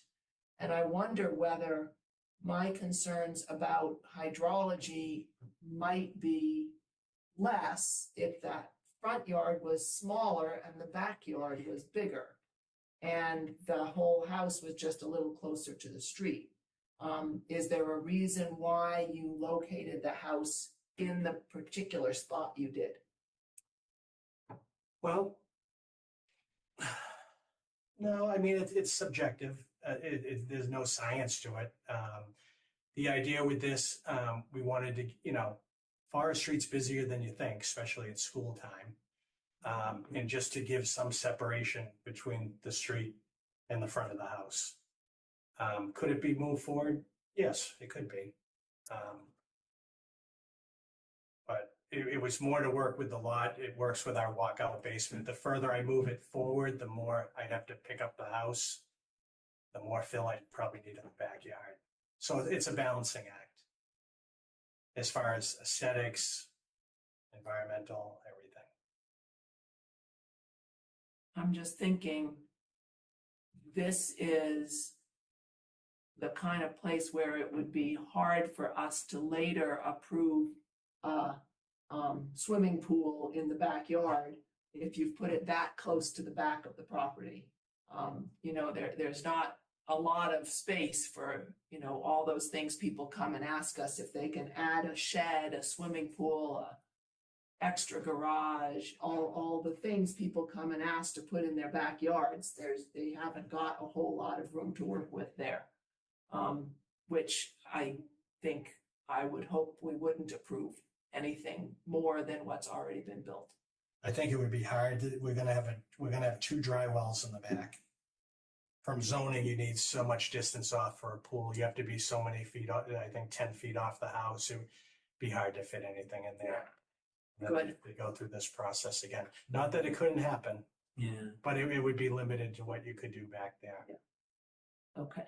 Yeah, because the wells, some filtration areas would Limit anything. But I do want to remind the commission that we are outside the 35-foot area, and a shed, although it seems like to be pretty tight, could be, I could see that request coming in, being outside the 35-foot area. Not that they've certainly limited the amount of space in the back to 26 feet by the width of the property. There's also a wildlife corridor and other things. I mean, 26 feet is not a lot. There is a little bit of room back there, but if they added a shed, I think most of the activity would happen up front, the way it's laid out, and making it quieter and less active in the back. And that might be something to think about as far as, any kind of critters you want to protect. No activity, they feel more at peace. And just so the commission knows, the back corner of that garage is about 60 feet away from the wetland line. When you say no activity, you mean like people hanging out in their yard? Yeah, Kind of activity? yeah, that kind of activity. Okay. That kind of I activity. was trying to figure out. And just another question, Jack, in the original plan, you had the infiltration chamber much closer to the house, and in this plan, you've moved it closer to the 35-foot line. Yeah. Is there a reason for moving it back more? Yeah, the idea, you want to keep a drainage structure at least 10 feet away from a foundation.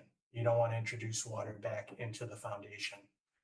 So I said, okay, I have the ability to move it, stay outside the 35 and give some distance to the basement. So just from an engineering design, it makes sense to try to keep it as far away from the foundation as you can. You don't want to put water back into the foundation. restoration. Okay, fair enough. All right, I would like to open it up to public comment, and I'd like to remind the public that I'm trying to limit public comment to 3 minutes per person. If there are any people in the room or on Zoom, you can raise your hand. If you're on Zoom, go to the reactions function at the bottom, and there's a raise hand button. If you're in the room, you can raise your own hand. T. Finn has his hand raised. Okay, T. Finn, we'll start with you. You can unmute yourself. Is that better? Yes. Tom Finn, 126 Forest Street. I have a question, and the numbers is different on the plans that you're showing. I'm looking at the old plan. As far as the vernal pool goes, from 13A and 14A is right in the area of where that spring is. If I, That's right. That's true. the distance from there to where the vernal pool is marked out. Yeah, 13A and 14A. Now, if you go all the way down towards the back, towards the vernal pool, which is VP8 and VP9, and if there's water running down that area, doesn't that make that all one continuous vernal pool?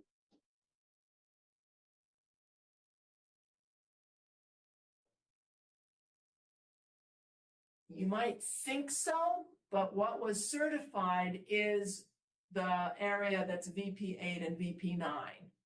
And the water has to be deep enough for the wildlife to actually be able to use it. So maybe the wetland further north. Has anyone looked from 9A and 19A or in that area to see if there's water in there, which I believe there is? There is.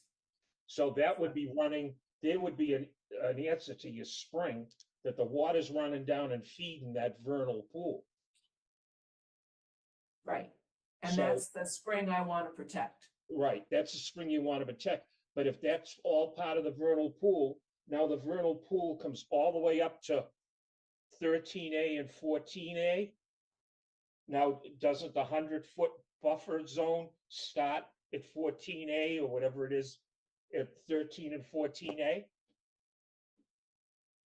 I don't think. That's starting a 100-foot buffer zone from VP8 to VP9.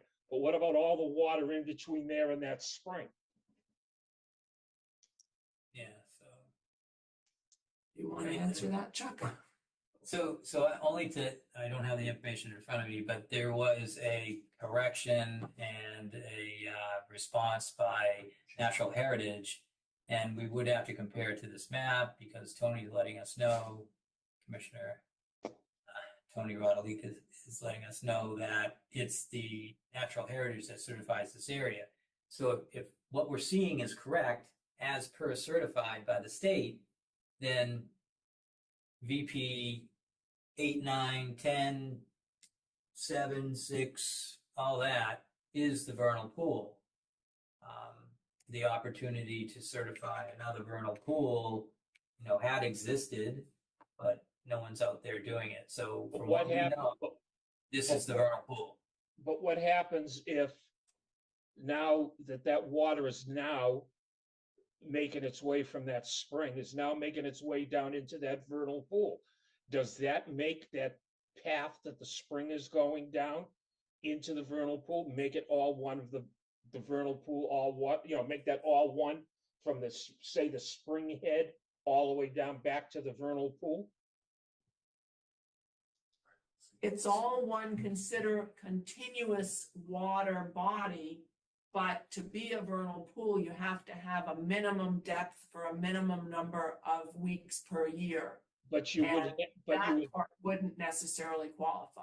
But you would have it. What I'm saying is, if line 9A joined with line VP8 and in VP9 and 19A joined.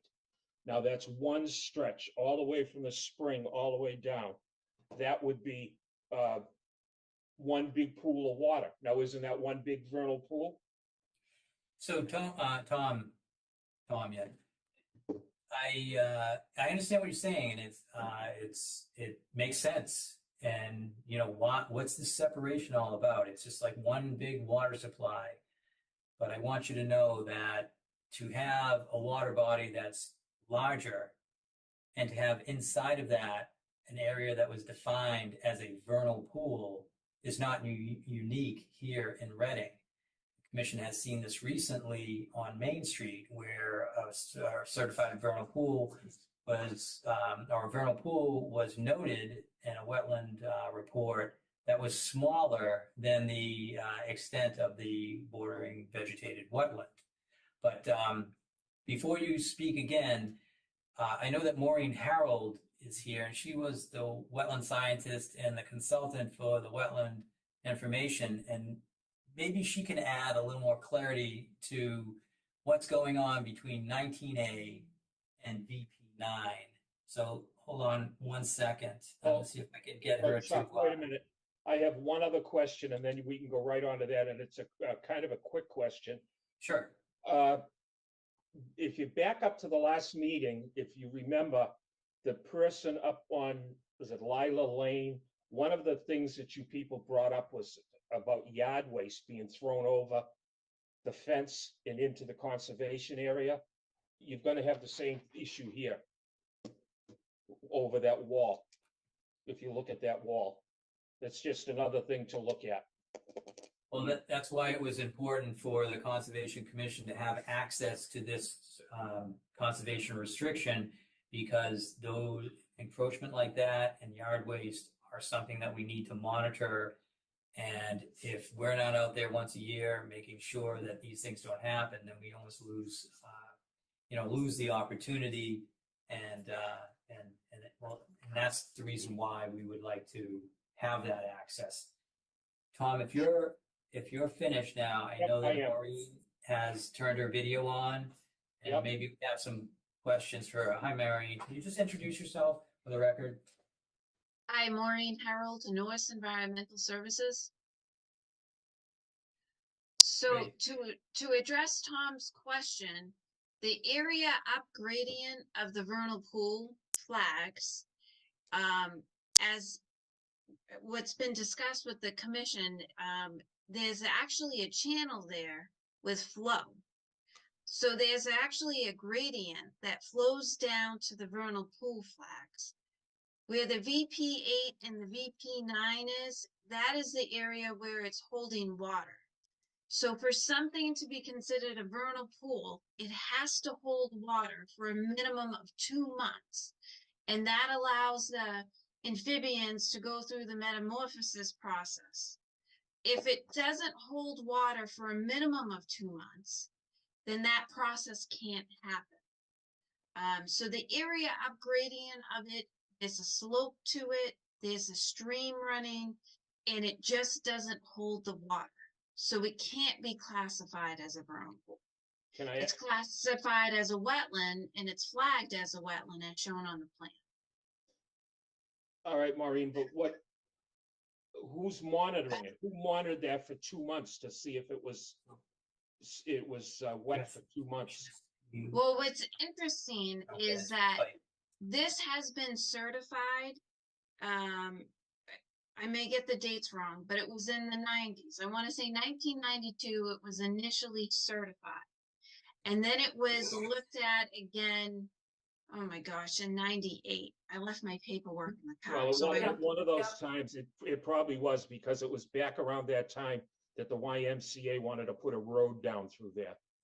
And I think see. that might have been right around the time. So we're not arguing, or we're not trying to say this certified vernal pool doesn't exist. I flagged, so the point of flagging it is to show it on the plan and where it's located. So we're acknowledging that it's here within the conservation restriction. Tom, I think she has answered your questions, and I have one more question for you. And that is, you are the owner of the property that has the 10-foot right-of-way on it. Do you have any idea what that 10-foot right-of-way is for? Yeah, for the cows that used to walk down that path, that right of way to go down into Birch Meadow. And I was told that by one of my son's friends, his grandparents, or his great There you go. his great grandparents used to own the Birch Meadow, and that was all a farm and up in this area. And he told me it was a right of way for the cows to go down. Now that right of way stops at the end of my property, moves, if I'm not mistaken, I haven't got the map in front of me, moves over to the right and then continues down across the back of the YMCA's property out to Birch Meadow.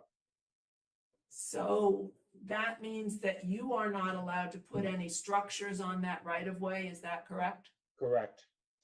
Okay, And I've been Thank here you. I've been here for 43 years and I've never had any reason to. okay. All right, thank you very much. I want to see if there's anybody else with questions or comments from the public. Anybody, hands raised? No? Okay. I did have a question that I posed to Jack before that I'd like to ask. Yes, Maureen. good. Maureen, you flagged the BVW. What resource, I didn't see it written in the application at all, but just to be thorough, what resource area does that wetland border?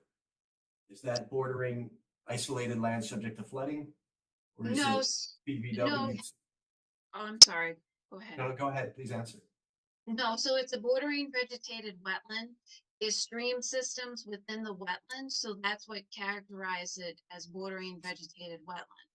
And in fact, down gradient of the vernal pool is actually a stream that flows out of that vernal pool as well and continues throughout the conservation restriction. So that's BVW to land underwater? No, it's just bordering vegetated wetland. So that's the resource area. All right, I always thought that in order to call it bordering vegetated wetland, it had to border something. Yes, in this case, it borders an intermittent stream.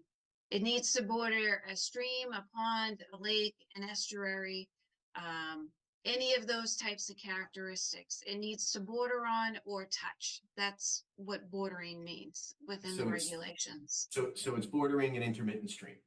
Correct. Thank you. Okay. All right. Do we have any more questions for the hearing tonight, or can we move forward in some way?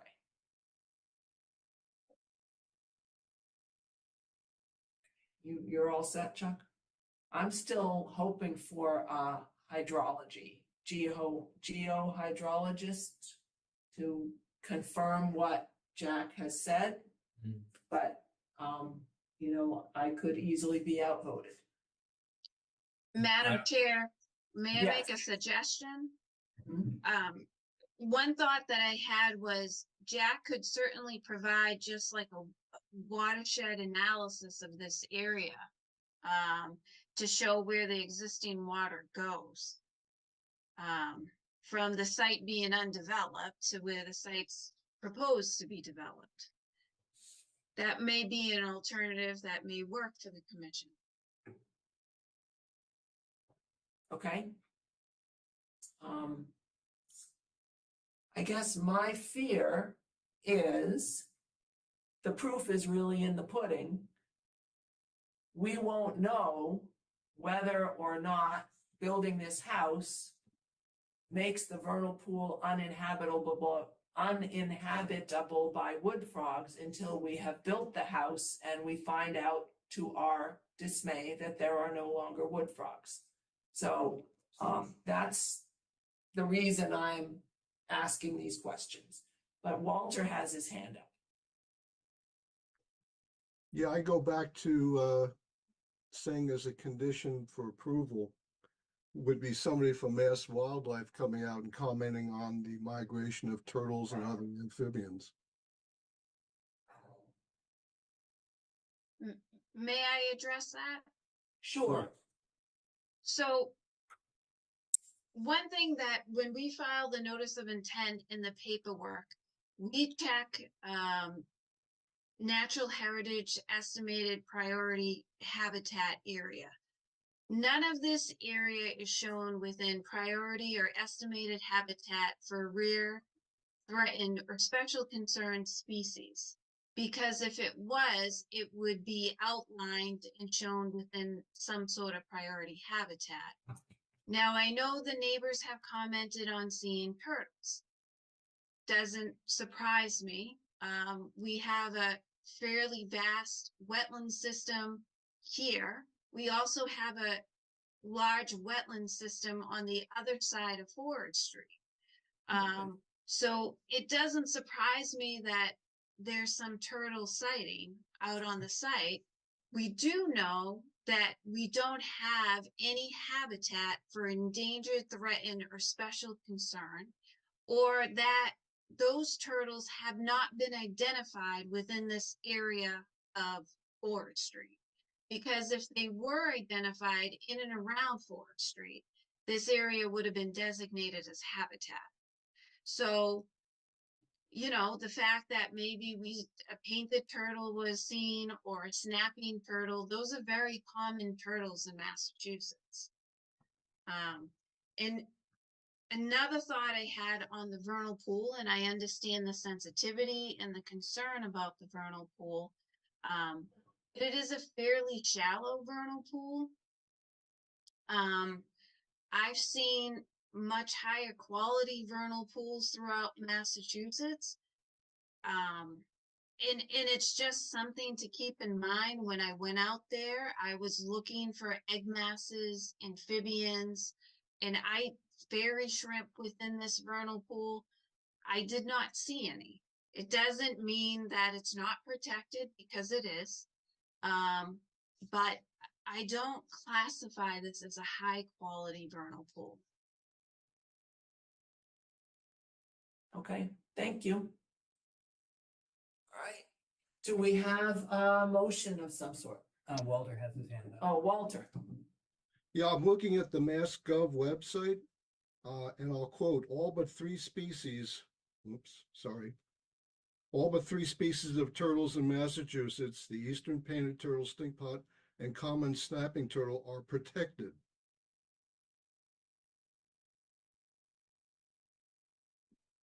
Those are common turtles. They're not listed as threatened, endangered, or special concerned. A painted turtle is not an endangered turtle in Massachusetts. That's what this says. Yes. Oh, okay. Those are the ones that are not protected, but every other turtle is. So I don't know what turtles we have here. I apologize. It's late. I misunderstood you. Okay. All right. Yeah, I don't know what to do with the turtles. I am worried about the hydrology. I think maybe this vernal pool is being a victim of development, and maybe it was higher quality at one point in time in the 90s, and perhaps it is shallower now. And I think this project is concerning, but I don't know who we bring in to help us assess that. We have Maureen, and she's telling us it's going to be okay. And Maureen suggested that Jack could do a water analysis before and after. I can show how water flows in the existing condition and how it's going to flow after. I think one of the important things is this garage being above grade in a lot of spots. So the way that water flows under the ground now, it's going to continue to flow under the ground. We're not blocking it with any sort of concrete foundation or anything like that. So the water flow will still stay the same through that area. As long as the fill isn't compacted and the permeability and the porosity don't change, right? Right. All right, so we have some needs for the next meeting, and maybe we're gonna get the applicant to agree to continue. But I'll just go through the list. We want the watershed, requested a watershed analysis by Jack, details on contours, Andy, and there was something about the retaining wall I can't read. What were the details on contours? Andy wanted to know Map of the fill. Oh, the fill. fill and the Yeah, contours, okay. yeah, Contours. That's how I interpreted it. yeah. Yeah, so fill in, I'm missing something. I just wanted to confirm that the retaining wall at the end of this project will be flush with the top of grade as it shows in the detail. I think if any turtle got into the yard, they walked to the retaining wall, they could at least fall off. You know, they would also, if it was raised above it, it would go to the left or right again. So anyways, and then I just wanted to know, and I was trying to look for it, might have missed it, but do you have test pit data for the infiltration system? Yeah. Is that, do we have it or do you have it? Should be on sheet 2. Okay. Up on there. So I call out the, yeah. I see drainage notes, is that it? Keep going, go the other way. Okay, in the upper right, there's the 2 test holes we dug. So this is actually good. We have topsoil, subsoil, and then the virgin soil, the native soil on this site is a sand. It was a medium coarse sand with gravel. So that helps show that as water flows, you don't have restricted layers. This isn't like a site that was like a compact till, glacial till. It was more of a gravelly sand, so water's gonna work its way through. And like I said, the garage is above the existing grade. So if there is a spring, which it looks like on the other side of our property line, water does surface, but it's 3 to 4 feet lower than our site. It's going to continue to move. Perimeter drain, daylights through the retaining wall somehow? If the commission wants that, I can show that. Is that something the commission wants? I think that would make sense. That takes the water where we're trying to get it, which is toward the vernal pool. That's all I have. If there's anything else, let us Anybody know. have anything else you wanted for next time? And also to say that Maureen sent me some information on April 23rd, 2024, and I did not send that to the commission because it was well past the date that we allow additional material. So that'll also be provided. I think it was her analysis on the vernal pool. And this is just me, but I would love to see a plan that has less impervious, an alternative that shows less impact to especially the area that's within our jurisdiction. The large driveway in that house. I don't want to design it for you, right? So that's up to you how you figure it out. I know you know my concerns, but there was the suggestion by Martha to try to move it closer to the street. I would be curious to see some alternatives, and they could find maybe a less impact one. I've done that with Riverfront. We show alternatives in this type of case. It's not a requirement. I haven't, but we'll talk about it. Okay, Our next So- meeting- Thank you. motion to continue. And Did they agree? Yeah, we just yeah. hit that agreement. are you are you okay to continue? And which meeting do you want to continue? The first one in May or the second one in May? Or whenever? We do second one. The 8th to the 22nd. No, that's okay. I know I have another meeting in 2 weeks in North Andover. Why don't we continue to your next meeting? I may not be able to attend that meeting, but we'll see what we can do. So you want to go for the first May meeting, The first May meeting. May 8th? Can I have a motion for that? So Brian, I make a motion to continue 04th Street to May 8th. This is Andy, I'll second. Walter Talbot's in favor?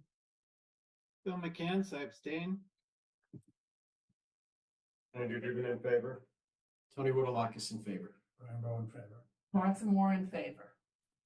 Okay, 5 in favor, 1 abstaining, no against. Brian moved, Andy seconded, and we'll continue to May 8th. Thank you very much. Thank you. Thank you. Thanks. Yeah, thanks. That's good. You go right to the Mile Lane. Yeah. Yeah. All right.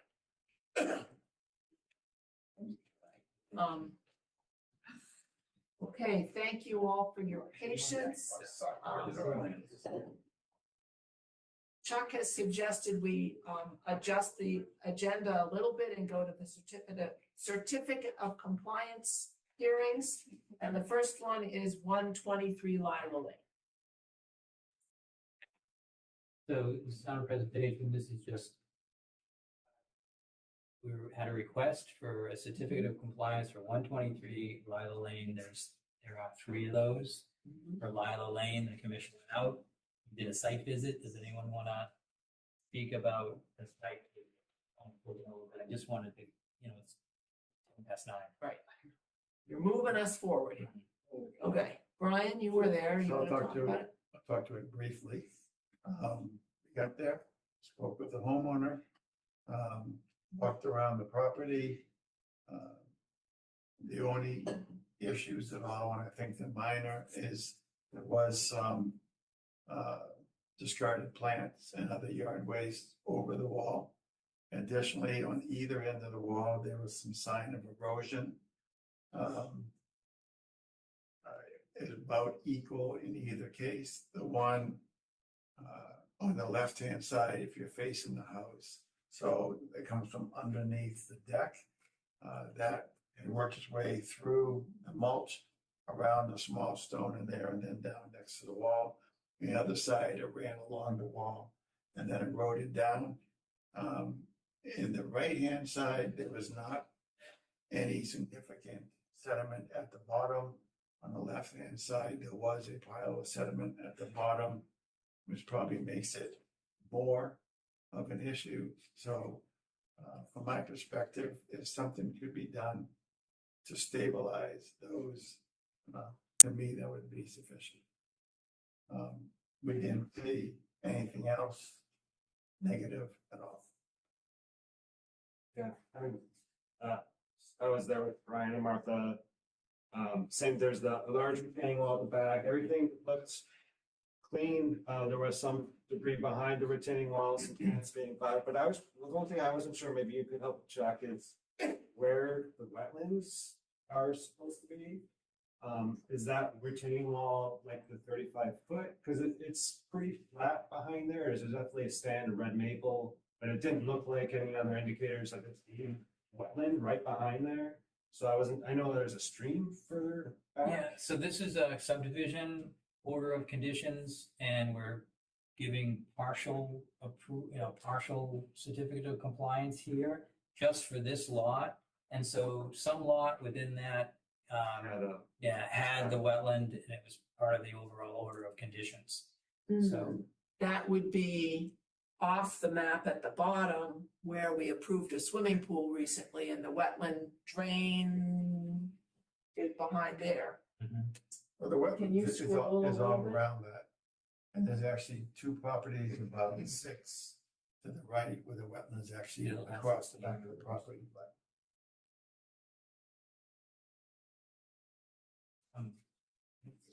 wait a minute. Sorry. It's Let me just stop everything and then go back. There's not much more. okay, there's no, but down near DHAFND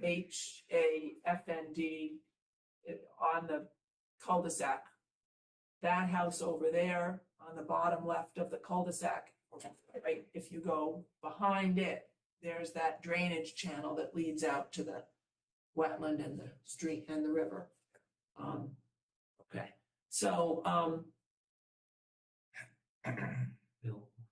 Bill has his hand up. Bill. Yep, I visited the site as well, and having seen it before, I was very disappointed to see what I thought was a large potted plant, for example, that had been dumped over the wall. I'm not inclined to vote in favor of a certificate of compliance until that's cleaned up, because I found it ironic that when we walked there before and we talked with the owner about, let's not have fill back here and so forth. Now we're being asked for a certificate of compliance, and we see a large plant dumped, with the base, the stem, the branches, and so on and so forth. I think that's inconsistent with us saying you're good to go. So that's my view.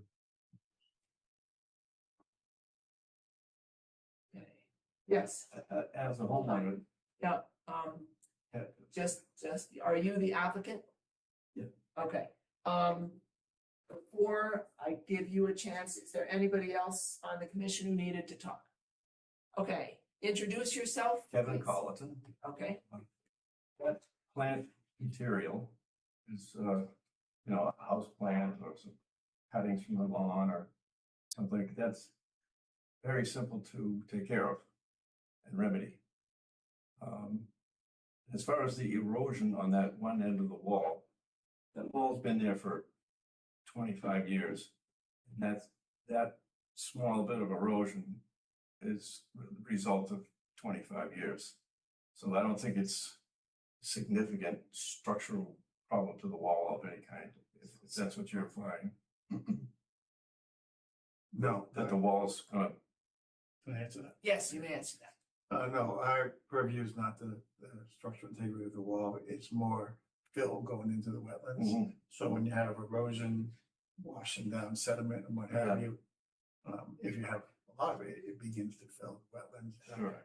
I can stop it. Yeah. Yes, Chair, my name is Steve Stupinski, Merrimack Engineering. I think the erosion that you might be talking about is on the adjacent lot. The No, swale, sir. it's where the tailings are, the tailings and the mulch. The tailings are right behind the house and the path that comes from under the deck. yeah, no, I know what you're talking Yeah, about.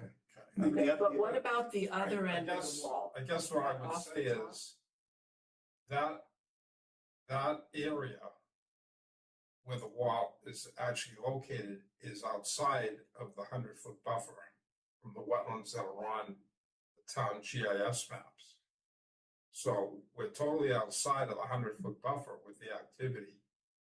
The woods itself, there's no dumping within the, inside of the woods. It's right over the wall that you're talking about, I think. That's outside the wetland buffer. It's not even jurisdictional. So the fact that this lot was included in the order of conditions is because the lot itself was within 100 feet of the wetlands. But there was no activity constructed within 100 feet of the wetlands. So we're requesting a partial certificate of compliance to the order. And even though the lot is within 100 feet of the wetlands, there's been no activity whatsoever within 100 feet of the wetlands. And if you move that plan more to the right, you'll see the wetland line. The wetland line is off the site. So, so your wetland line is off the site. That's a flood. Wetland line is off the site. You're outside the jurisdictional area of the commission. If they had built, for example, to the westernmost floodplain, property line, then there would be jurisdiction. But we're requesting a partial certificate for activity that's outside the buffer zone even. Okay, so that dashed line is the floodplain boundary. Floodplain, right. And where are you saying the wetland line is compared to the floodplain boundary? You look at my plan, you'll see the wetland line is off the site. It's to the left. If you look at the property line, look at my north arrow on that drawing, you'll see that line to the west of the north arrow even. Going to the GIS. Oh, okay, That So flood line is- that line that you see on the screen right now is the property line. The wetlands are to the left of that property line. The wetlands aren't even on the site except for at the bottom of the lot, they just encroach a corner. You don't even see the wetlands line on this drawing that's on the screen in front of you. So that floodplain line, that's the 100-foot, the 100-year floodplain? That's the town of Reading floodplain district boundary, which is not even the FEMA floodplain. The FEMA floodplain doesn't even extend to this lot. But the town floodplain district boundary, which was established by the town, extends onto the lot. But there's no dumping within that. His plants are right over the wall. So, yeah, you can see on the GIS, you have the dark area, and then you have the not so dark area, the wetland line. You can see it's like a V. I'll get up for a change here, stretch my legs. Show you that this is the wetlands line. Okay. Right here.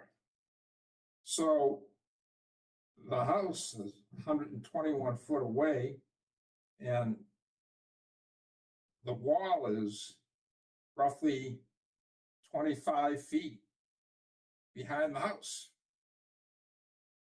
And so you're outside, that wall is outside the jurisdictional area or right on the fringe of it.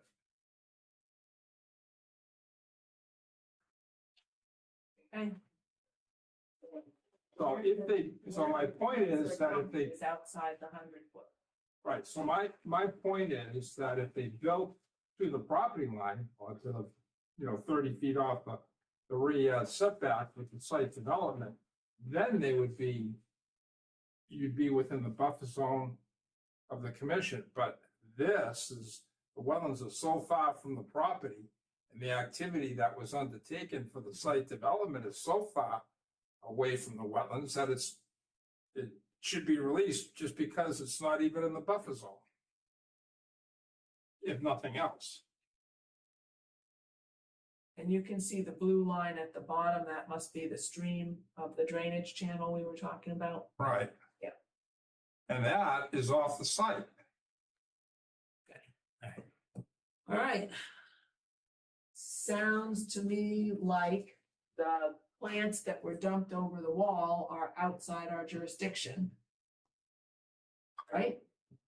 Well, to be technical, I think if it was within our jurisdiction, within a couple of feet, it's 121 feet away. I don't want to be stickler. I mean, technically, it would be within the 100 feet. Right, but I'm saying it's it's plant material, which is organic. It's not like it's dirt or anything that's going to impair the integrity of the wall. The other side of the wall have access? What's that? Is the other, can you get around it? There's a Is there any- staircase down. Is there any, just like, other than organic material there? Can you just agree to break it out? Sure.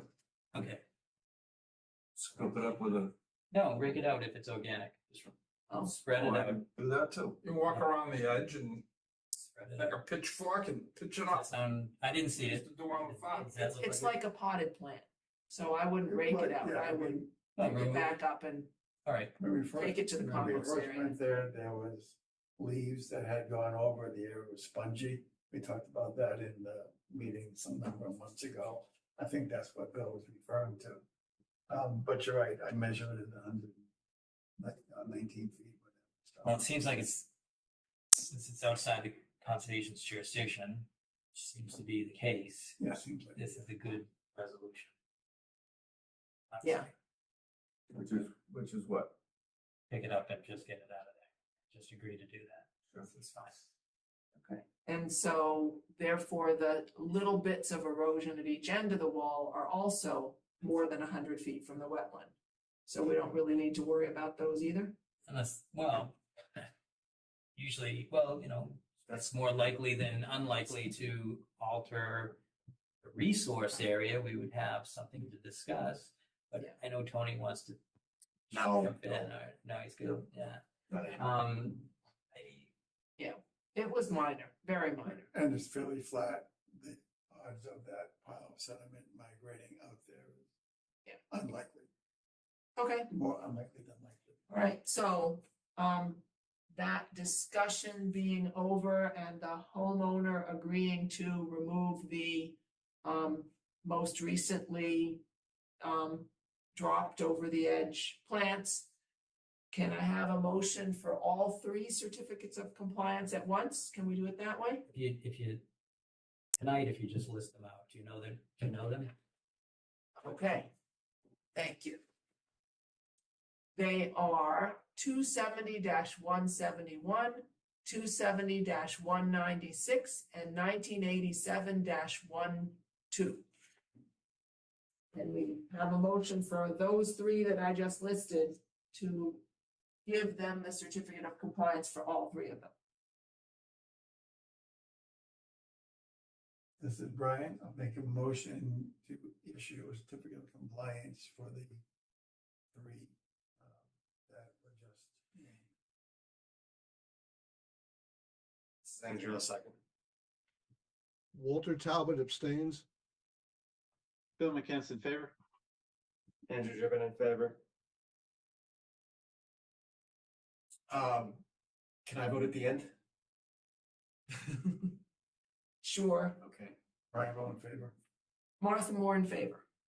so it's passed. 1, 2, 3, 4. Okay. 4 in favor. All right, I will abstain because I didn't see the site. Tony abstained.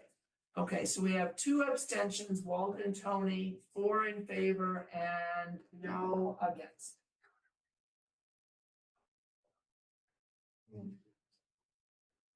Okay, thank you for coming. You're all Thank you very set. much. Okay, The next one is 52 Luanis Drive. That's a certificate of compliance request as well. Caitlin White is here. She could unmute and introduce herself. But again, this is a certificate of compliance. We can just start out at the site visit level. Okay. Okay. Hello. Hi. All right, welcome. So some of us did a site visit. Does anybody want to talk about what we saw there? Sure, we visited, there's a pool that I believe is existing in the backyard, which is now surrounded by new vinyl fence and I think a new putting area. I think all the parts that we are interested in, for the most part, although there were a lot of plantings inside there, they were contained from any wildlife, so they seemed to be healthy. But outside there was some new plantings, and they're marked by 3 concrete 25-foot markers. There was existing erosion control, most of it which was still in place. Some of it looking out towards the wetland to the left side had been moved. There were some wood stakes with purple flags that I think denoted the 35-foot line. And then there's a rock wall on the ground that seemed to roughly delineate the wetland line. And there were some plantings in there that the trees that seem like they're doing all right, but the smaller shrubbery, the blueberries and such, were not looking quite as happy. But there was some ground cover that was being developed. But I think a question that came up on the site is, were we looking for a 3-year survivability? Was that part of the OC? It was not part of the order of conditions. Sorry. And then we did note, and this may also be not in the order, but the fence does come to the ground. There is no space between the bottom of the fence and the ground.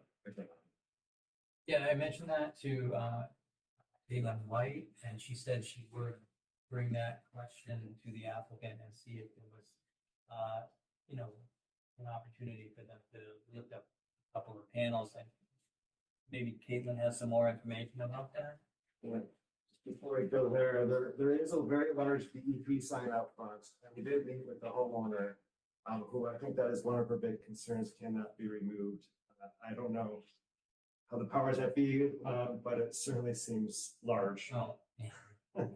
Is there a picture? I did take a picture. It's about as big as one of these plants. It's an enormous DEP sign. And then while we were there, we were wondering if the erosion control can be removed. It's not doing it's done its job. Yes.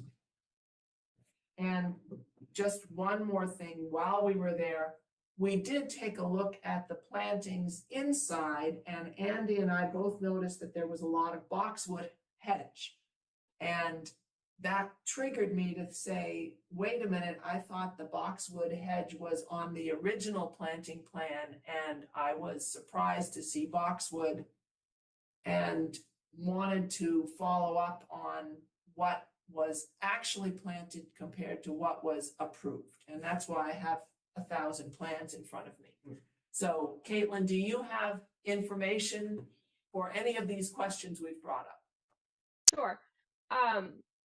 In regards, I'll start with the fence, if that's okay first.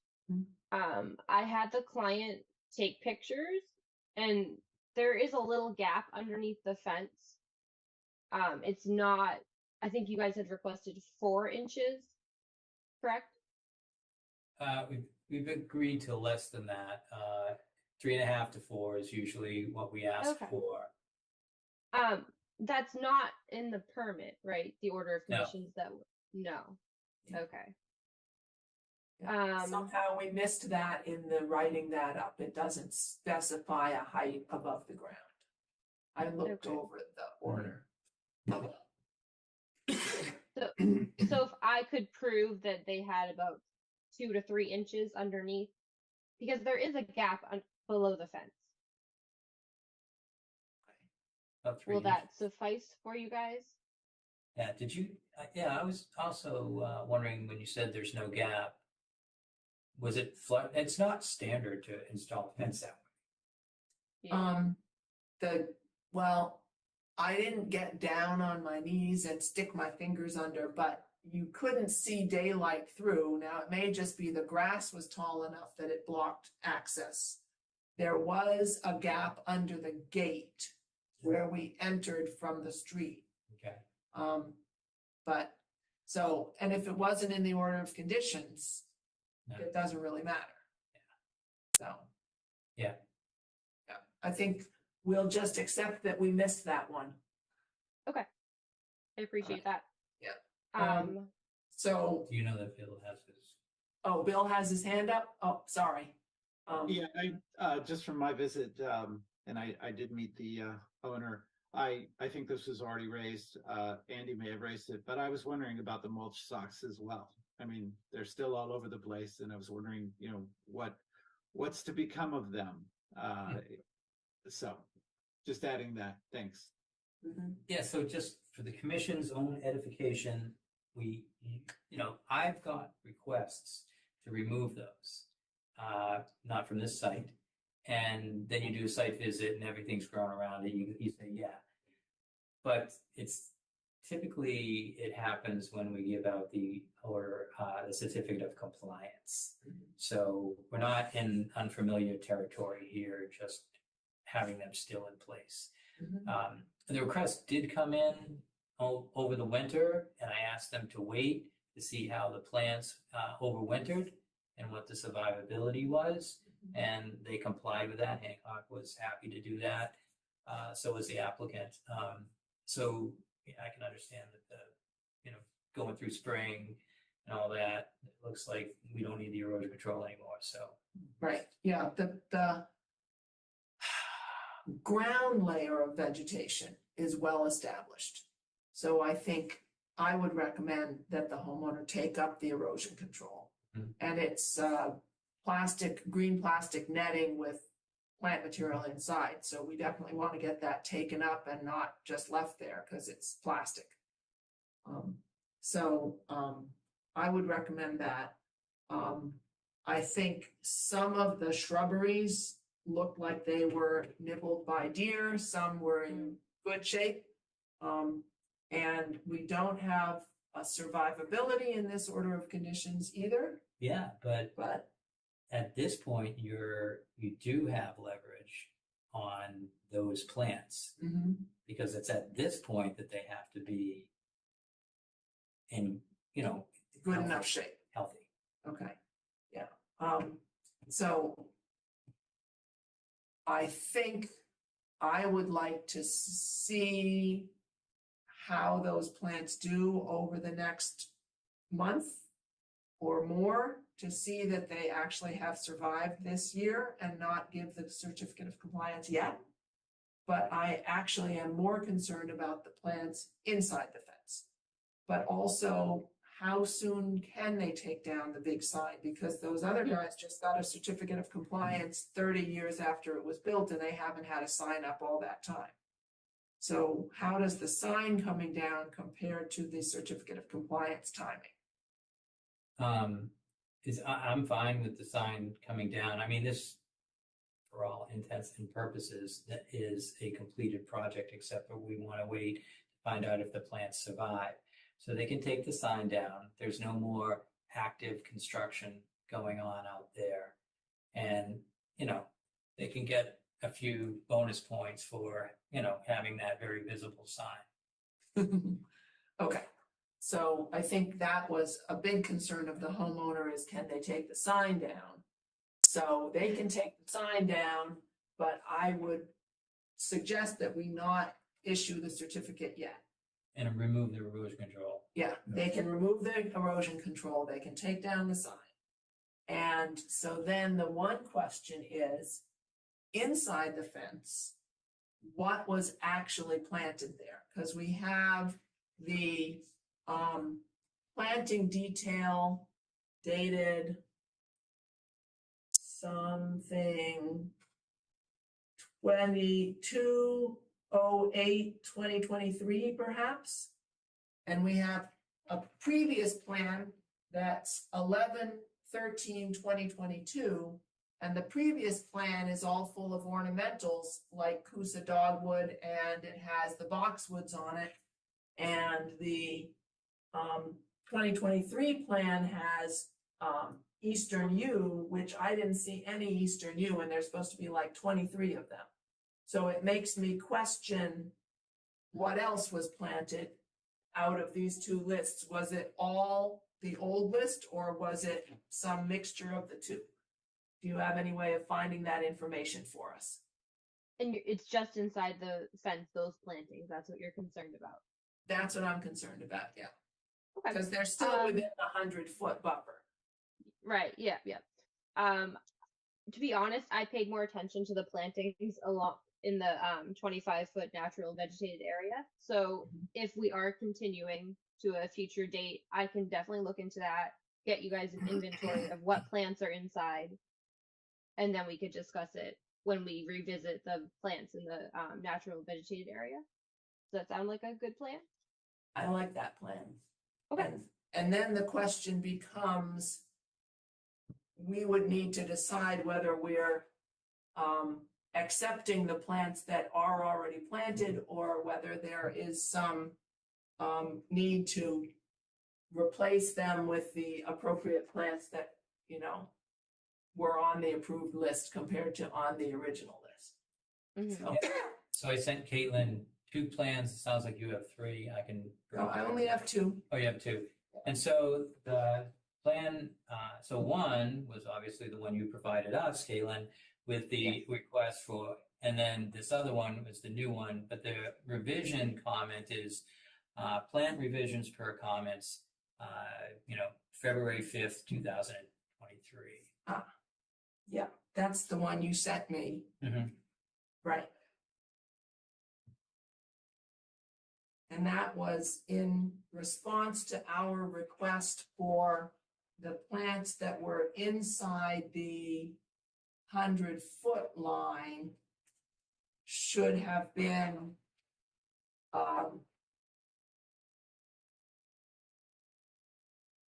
native. And the 100-foot wetland buffer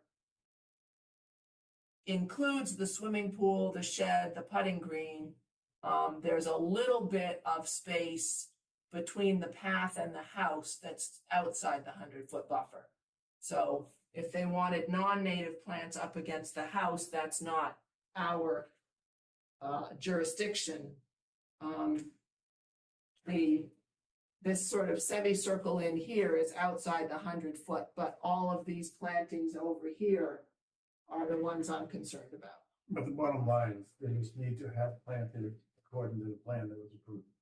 Right. And if he gives an inventory, we can compare. Yeah. Yeah, because the original plan had Coosa dogwood and Japanese maple and things Okay, like so that. we just Yeah. got the actual list. Yeah, so that's what we want to know is what did they actually plant? Okay, I can definitely get that information for you guys. Okay. All right. And so I'm gonna suggest we continue for a while so that we can see how those plants are doing. June 12th is the next, like kind of like a month away. Is that far enough? It's a month and a half. Month and a So, yeah. They either will have leafed out or they won't by June 12th. Plants and the shrubs. Yeah, out in the natural Yeah, the vegetation, yeah. zone of natural vegetation particular. All right, Brian, I'll make a motion. First of all, are you okay with that? That works Caitlin, for me. June Yeah. 12th works for you? This is That Brian, works. make a motion to continue 52 Luanus to June 12th. Excuse me. Zanny, I'll second. Walter Talbot's in favor? Bill McCants in favor? Andrew Driven in favor. Tony Rotalakis in favor. Rambo in favor. Martha Moore in favor. Thank you. Okay. 600 will continue to June 12th, moved by Brian, seconded by Andy. All right, Caitlin, thank you. If you need any more information, just reach out, please. Okay, thank you. Have a good night. Thank you. Okay.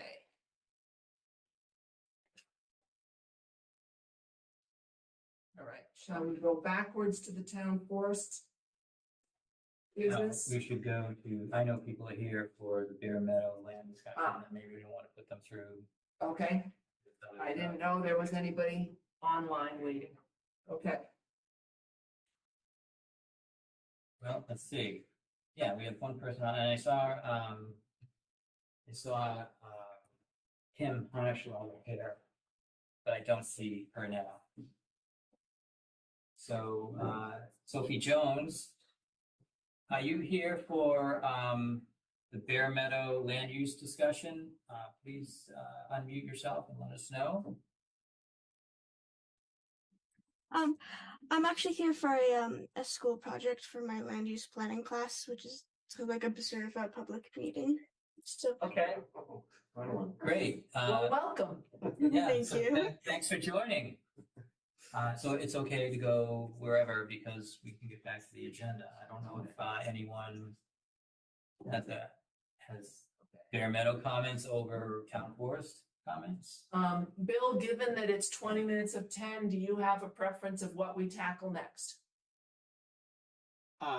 No, because I don't have anything different to say about Bear Meadow than I said before. So whatever the commission wants to do. Okay. So at 20 minutes, 15 minutes of 10, are we going to tackle Bear Meadow with no one here? Or is that just going to be, because I had something to say that I just wanted to inform the commission that tomorrow I'm going there with a tree crew to try to figure out where the original boundaries are of the historic meadow. And we're going to try to follow the stone wall and try to follow trees that don't look as old as other trees and things like that and make some pragmatic decisions in other areas. And so with that and with this flagging, so all the commissioners may get comments about, what's going on. This is only for the purposes of getting a bid. This is going to be part of our baseline study from Mass Audubon, a suggestion to bring the meadow back into its historic boundaries. And so this first step is so I can get an understanding of how much that would cost, and I'm going to go for a grant to pay for this. And so I just needed to do this. The flags don't have to be up there. We decided not to use paint, which I didn't want to do that to you guys. But the flags come down. After a while, I might have a couple companies go out there, anyways. So they're going to be up for a little bit. But that's the case. I don't think we could ever afford all this clearing. So the commission, when it comes to the commission or discussion, it would be, this is what we can afford. These are the things that are needed. What makes the most sense? And maybe our consultant from Mass Audubon can actually ask get those questions before he leaves our services. So anyways, that's all I wanted to say. So tomorrow morning, which entrance you gonna start at? Oh, yeah, I don't know, I'll let you know, Just shoot me a text. yeah, I'll shoot you a text, yeah. Um, That's all I wanted to, to let you know. Brian and I revised our proposal for the rules for Bear Meadow, put it into the existing regulations. I don't think that got sent out to the commission to see ahead of time. Oh, good, so then so perfect. So we should really discuss it Yeah. later. Maybe that's a good idea. Because you guys didn't see the newest version with our proposal incorporated, right? I guess I was looking what's online. Yeah, I didn't Okay.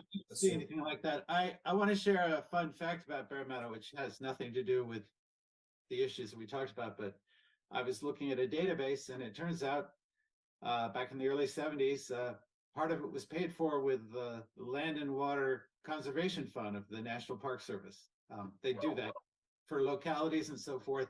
Of course, it means that you can't ever use it for something else because you'd have a conversion, but nobody's suggesting that Bear Meadow be used for something else. I just thought it was a kind of a cool historical fact that the National Park Service gave a little bit of the funding for Bear Meadow back in the 70s. So that was Okay. that. Great, yeah. So right, so let's have you send the version out where the regulations that we've presented for consideration are fit into that regulation that has the $100 fine at the end of the list of rules. And then everybody can read those before the next meeting. And maybe Chuck, you could send that out sooner rather than waiting I until. won't be at the next meeting. Oh, well, Hmm. so we can do it in a month. You can, hey, what the hell, what are you talking about? You're going on vacation, but you're not leaving your computer at home. No, I do expect to have dinners at night though, but No, I get it. Yeah, we'd probably all be so jealous anyways. So, take the night off if you have to. You didn't plan your whole life around making sure every other Wednesday is you available? can't believe how much I looked in the future to try and do that. There was no way around it. Yeah. Okay. Yeah. All right. You want to put it off for two? Yeah, let's put it off for 2. Okay, so you will be back first meeting in June, right? No, I'll be back for the second meeting. Second meeting in June. Oh, really? In May. What am I doing? I'm going the April, 5th, May. The 5th to the 12th. So whatever the second one is, if it's 8th, it'd be No, it would be the 22nd. Right. But in So this policy, we're still proposing the no dogs in Bear Meadow. You should read it and stay tuned. Isn't that what it says? Yeah, of course. I would just add that I think we should treat Bear Meadow as a role model, not as an exception. Okay, so is that the version that we sent to Chuck? Has he just sent it It's- out to you? No, it's I did online. not. It was online. Because it says it was revised April 18th. But How did it get online? I must have had it must have been, I don't know, I had But 2 or doesn't 3 matter. cups of coffee. we'll move on. Roy decided to put off to the second. Just put it after I'm gone and do it in July. It was on April 18th. On the record. Okay. But I didn't send it out to the community. Often we're doing this electronic distribution. So when you said no one got it, I thought you meant it wasn't online. Oh, So- no, I, that's why I asked. Did you guys have a chance to read it? Last Thursday, I live in Ian, Yellowstone. I had to go somewhere That was and wonderful. someone else finished off the uploads. Ah, And so I didn't know if it was online or okay. All right, so we're gonna postpone Bear Meadow discussion until May 22nd. May 22nd. All right, and so Town Forest Walk, Walter and I went with Bill Sullivan and a bunch of other people to see what they want to do in the town forest. Walter, do you want to talk about that and also talk about what they said at their town forest committee meeting the day after? Certainly. Chuck, were you able to put up the map of the cutting? Sure, hold on, give me a Please. second. Please?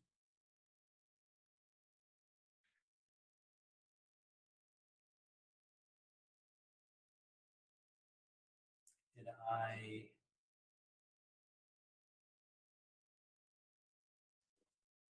Walter, I didn't prepare that, so when did it get to our email box?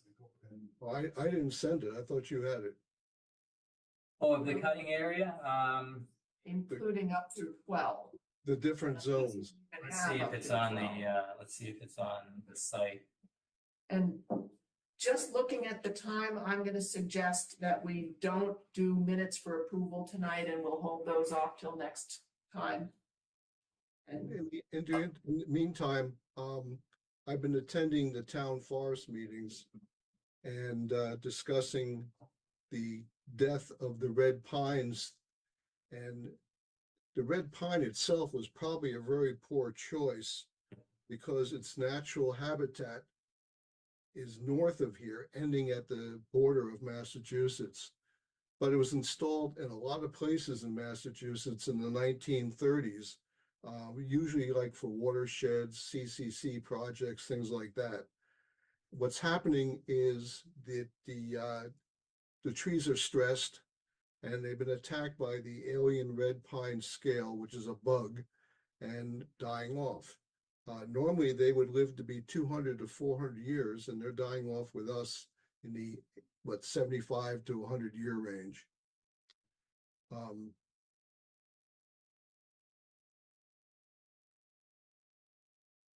The weird thing, of course, is they need fire for regeneration, and we don't want a fire in the town forest.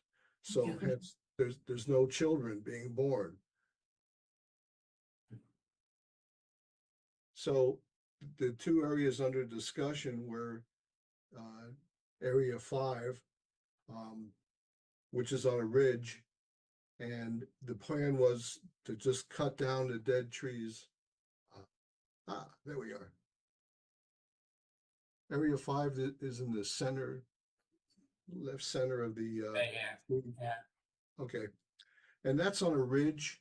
It's very steep on both sides, both east and west sides. So the plan is to cut the dead pines, basically drop them in place parallel to the trail and let them rot naturally. They'll be in 10-foot lengths. We then. There you go. Sorry. No problems. That was our first stop on the walk, and the next stop was in Area 12. which is not on this particular map, unfortunately. It's up close to Area 2. So Area 2 is right here, and so it's close to Area 2, and it's up in this area. And since it's close to the wetlands, as Martha recommended, the cutting should be done so that maybe 10%, 20% of them would be in 10-foot stumps or snags, which would leave trees to be eaten by bugs and then in turn be food for bird habitat. What was interesting though is in the meeting after, the day after, Martha, I don't remember them saying this, but in the meeting they were saying that all the cut material was going to be removed. I don't remember that. Yeah, that's usually what they do. Okay. And then we toured a couple other places for future cuttings. The other part about the meeting, which was interesting, was there was a gentleman from the Northeast Mountain Bike Association, and this ties in a little bit to Bear Meadow. He was saying that, professionally speaking, he thought all the trail bikers in Reading would be locals, especially younger people, because it's just not big enough an area for a professional or, real trail biker. he thought it should be, we should contain trail bikers by addressing younger people, not older people. Hmm. That's what I've got. Well, I know that along the gas line that was cut down last year, that I think that's Area 5. 7. Oh, Area Yeah, 7, that's right. Down yeah. on the loop. Right. Down in the That little. has turned into a fun park for bikers. There's jumps and you know, trails, and they're landing on the freshly planted, you know, we have like little what are they called? Seedlings? Yeah, the seedlings, but Saplings? they planted like Plugs? plugs. Yeah, there you go. Yeah. So there's a problem with that area. I mean, it is inviting, you know, to someone who's on a bike. I mean, I can see that, but I think when we see a problem, we got to do something about it, or it just becomes worse. So that's one of the things that I noticed, you know, when we went up there. So if I could jump in, I hope, Bill, you're still on in the meeting. Hope you haven't disappeared yet, but I just want to. I don't think I have. Yeah. But I couldn't see, there weren't any images up there about the map. I just want to stress how much I'm against this. This would be the 4th phase. They have done a very poor job of doing anything with the previous 3 phases. They have done a little bit of planting that Chuck and Martha were just talking about. Also, over by the fire circle, they did even less than that, 25 trees or so, not all of which are doing well. So the bottom line is they're opening lots of areas to more sunlight. They're not planting anything. They're not going back in to manage it after they cut the trees. Hence, invasives are taking over. When we walked through there, call it a year ago, with the forestry agent, Phil Benjamin, he was pointing out in some cases there was a little pine sapling, a little oak was doing something. That's true. Very few, and being choked by all the invasives, especially the buckthorn. One of my objection is that this is not a plan. This is another individual event. My question, and I've talked to Bill Sullivan about this, so it's not talking out of school, but what's the overall picture? This is the next section they want to do. What is their plan for overall? What are they going to do about the invasives? How are they going to handle it altogether? The big picture is they need a forest management plan. They don't have one. They come up with these ideas of let's cull these areas, and to what end? Okay, you clear out some areas, they're not necessarily helping the overall health of the forest. So until I see something that is an actual coherent plan, not just this cut this time, but a plan for, we want to cut this, we want to do this to replace it, we're going to come back in a year or 2 years to clean up whatever's grown in because we let the sunlight in. I'm against it strongly. I know we're not voting on that necessarily tonight, but I just wanted to say how strongly I am against it before you had to go over it. Well, I'm not going to defend it. I'm not sure if there's a plan either, but I think the emergency thing is these red pines are falling down, and the risk to people using the forest is what they're really trying to address. Before you hop in, let me address that. So I've heard that since they started doing it. Some of the cutting is along trails. Some of it is along trails that are basically not used. In the last time, they did an area that isn't even used, and they acknowledged it because they wanted to do an experiment for a different kind of plantings.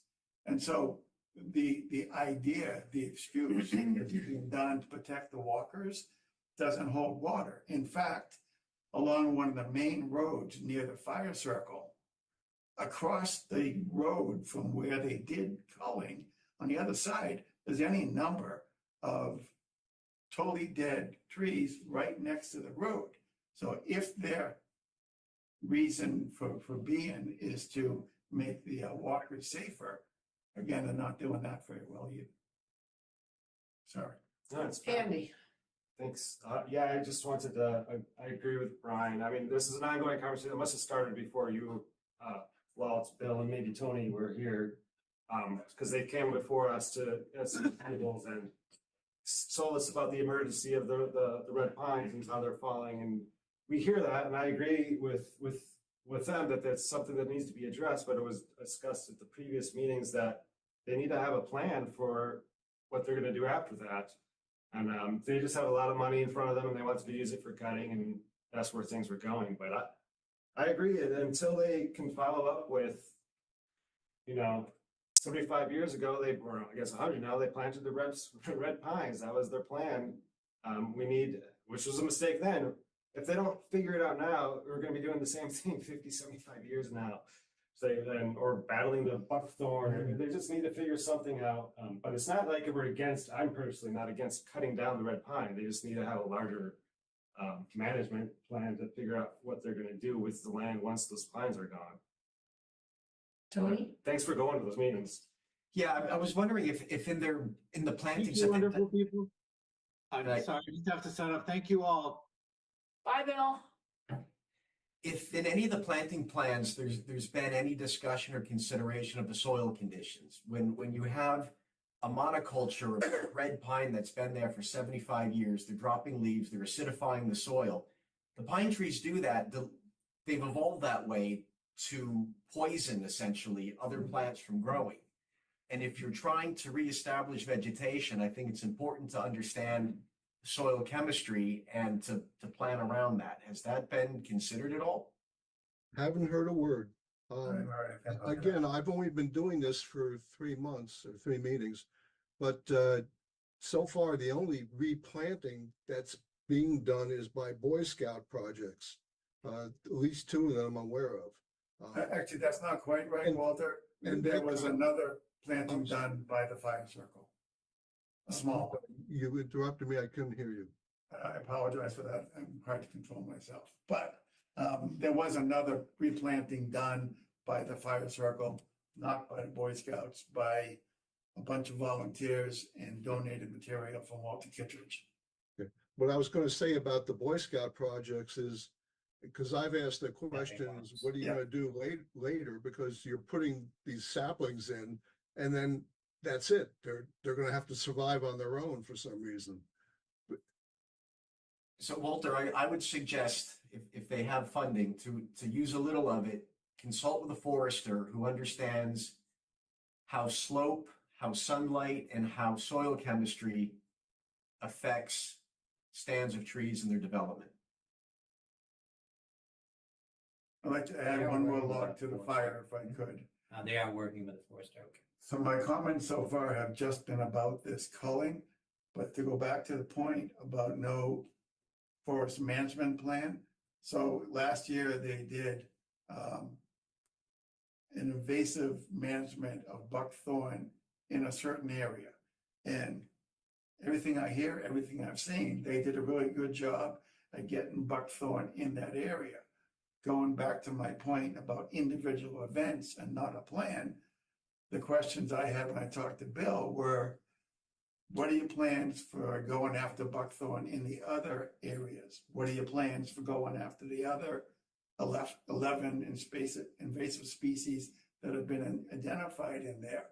What is your plan to go back to this area you just cleared in a year, whatever, to see what's growing in? Because you didn't get everything. And there's no answers to that. So again, they spent whatever it was, $50,000 to clear out some buckthorn. The net benefit is going to be close to zero. Hence a plan. Chuck, can you put the map back up? I sure can. Thank you. For the land use planner that's listening in. The importance of land use planning. Just to talk about an area that It's all right. Walter didn't really discuss in detail. If you go to area 1 and come down the red path from area 1, yeah, that one. Don't, not that far, back up to the intersection. Yeah, right about at that intersection, there are some red pines growing between the water and the fire road. Right. And those are ones that we particularly want your input on when you go on your walk with Bill Sullivan to think about what to do about them, because they are basically red pines with their feet in the water, and we don't like to mess up things within 25 feet of the water. On the other hand, they are towering right over the heavily used roadway. So that's by the fire circle? No, fire circle's way up there. I just can't. So this It's is the right- causeway. But there's multiple causeways. Okay. Well, isn't this the, I can't say, I'll do it here. Isn't that where the water treatment plant was? Yes. Yes. Can you wiggle? Okay, yeah. All right, so this is going across the field, over that causeway, over here is the first water hole. And so then you go up the hill, and the fire circle's at the top of the hill. Well, I see the fire circle marked up near where it's called Area 4, Yeah, Council Ring. no, I agree. Yeah. Okay, so I just, not exactly sure what that is. That's by the Beaver Dam? Maybe? But the Beaver Dam is the first water run hole. And I may not actually, I mean, I'm pretty sure that's the place where we were. Yes, it is. And Yes. it is? Okay. And then I was saying, shouldn't we just take the causeway back to leave? And they all said, no, it's shorter if we go this way. And they went Okay. along that wiggle So and you- down, yeah. All right, yeah, so that's, And okay. then they went over by Area 7 and out at the town compost area.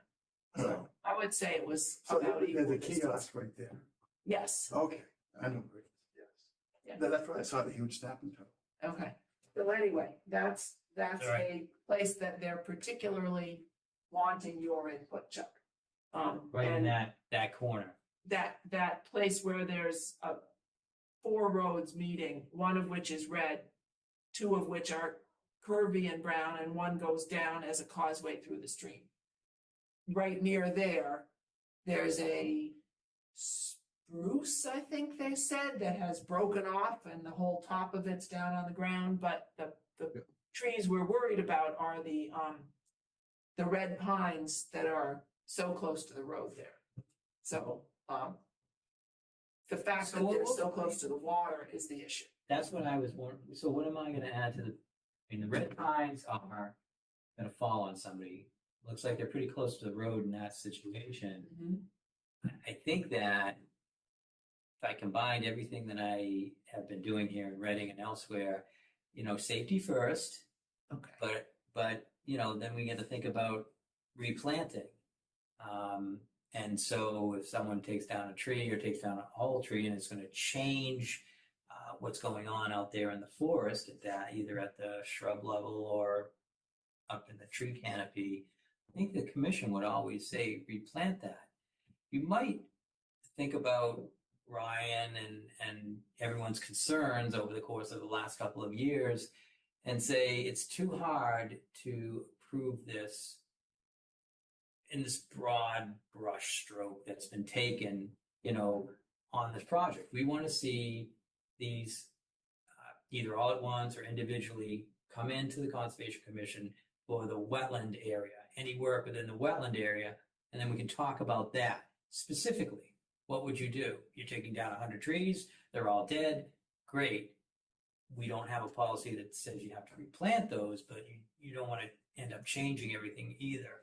So maybe some planting would be required and they would at least get that approval, but also understand that they would need to budget for that. Maybe it doesn't work this year or, these are different spots. It just can't be wholesale cutting and planting in the wetland areas or on our buffer zone. I don't know. Me and I think Tony's going, but me, there's another site visit next week. And I'm going. They wanted to take me out. I asked Tony if he would go, if he's available at 9:30. Is it next week? It's the 9th, May 9th. May 9th. 9th. Aren't you gonna be away then? Yeah, but is it next week? No. Couple weeks. Those- I have May 9th, a couple weeks. Yeah. Well, they extended next week. Just give it. Yeah, look at May 9th. Anyways, you're not here. And I'll look at these areas, but I was kind of wondering that, the commission went out and had their comments, and then I'm going back out. Not that I don't like walking around in the forest, but Well, and the other thing, so you said maybe we say you do this and budget something for replanting. When they had the 100K of ARPA money, the question was asked explicitly, what are you going to do about replanting? And we were told they were going to spend some of that money to do it. That didn't happen.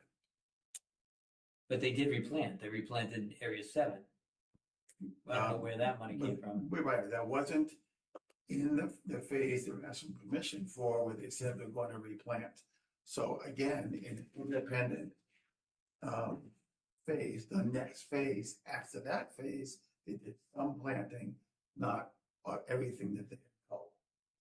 Yeah, I guess that's fair. But there was replant. When I talked to Bill, he says he'll say things like, "You requested us to replant, and that's why we're doing it." I don't think he's looking at phases. He's kind of looking at the whole town forest and when money's available. Yeah, this is something that the commission will have to address, and you have to get it into you have to get it into a size that you can understand it, because it isn't so different from any other tree removal request. You want to look up forest cutting plan, our responsibilities under the forest cutting plan. And so certain things will be allowed, certain things are okay, but we know that they've even pushed them back from very close to the wetlands, different kind of area, different kind of habitat. So I think that within that first 50 feet, you could have more control over what happens. But that's what you can do. They're coming anyways. They have to for the jurisdictional area. And your request, although you don't have much say in how they bring the plan to you, but you might say, I don't have enough information here to understand what's going on. If you're looking at a map like this. So how many trees, what's the replacement? What's the habitat value loss? How are we going to replace that? Trees are dead, but there's habitat. Although in the past, in order to get to some of the dead trees, they have had to take down non-pines and healthy, just because we're doing the path in. Right. Yeah. Well, I think taking down the trees is going to be, that's a given. That's going to have to be done. The places next to the road have to, not only is it public safety, these are fire roads. So the fire department's going to say they need to remain open. Hazards have to go away. I don't have a problem taking down the trees. And you're right, Yeah. they're going to come down. Yeah. And I've been walking there and seen them come down. Just want it to be planned. Yeah. There's another area that they can't get any machinery in, and they just want On the to ridge. start cutting On the ridge. everything, and it's going to be, just all over the place. And that's when we walked in there, In that's fact. because we pointed out that if they cut the trees and they fell to the left of the ridge trail, that's down towards an area that holds water. Now, I don't think it's a vernal pool, at least not yet, but it's at least a potential vernal pool. Yeah, I've seen that before, walking through the woods where someone's just cut down a whole bunch of trees. They're all crisscross on top of each other. Yeah. They're above the ground. They're held up by their, by the leaders and whatnot and anything. And they don't touch the ground. They don't decompose, and it's even longer. But And that's one of the things that they were talking about putting in the bid, was that the logs have to be in contact with the ground if they're gonna leave them. So they're gonna have to limb them to get them to lie flat on the ground. They're still gonna take a long time to decompose. Yeah. Yeah, You're still talking decades. yeah, And there's gonna be a lot there. It's yeah. Right, but, not ideal. no, it's not ideal, and yet it is what we're faced with. So, but while we were there, Mhm. there was a woodpecker that was probably 12 inches tall that flew around and was pecking on one of the dead red pines, which was what made me start saying, maybe some of these red pines could be left as woodpecker Probably a pileated. habitat. Woodpecker, right? That's what they all said, probably pileated. So I just want to say that I went by 11 Hillside Ave just to check out this place that they are trying to donate to us. And something with enormous white wings flew through the property on 11 Hillside Ave, landed on a tree. I got a picture of it. It was again a 12-inch tall woodpecker pecking on a dead tree there on 11 Hillside Ave. So our property comes with its own woodpecker. Hear that? Yeah, but you can just come to my This house. this and forest listen to the problem backwards. took 100 years to develop, and it's gonna take 100 years to fix. Mm-hmm. But there should be a plan though, right? Not volunteer growth, right?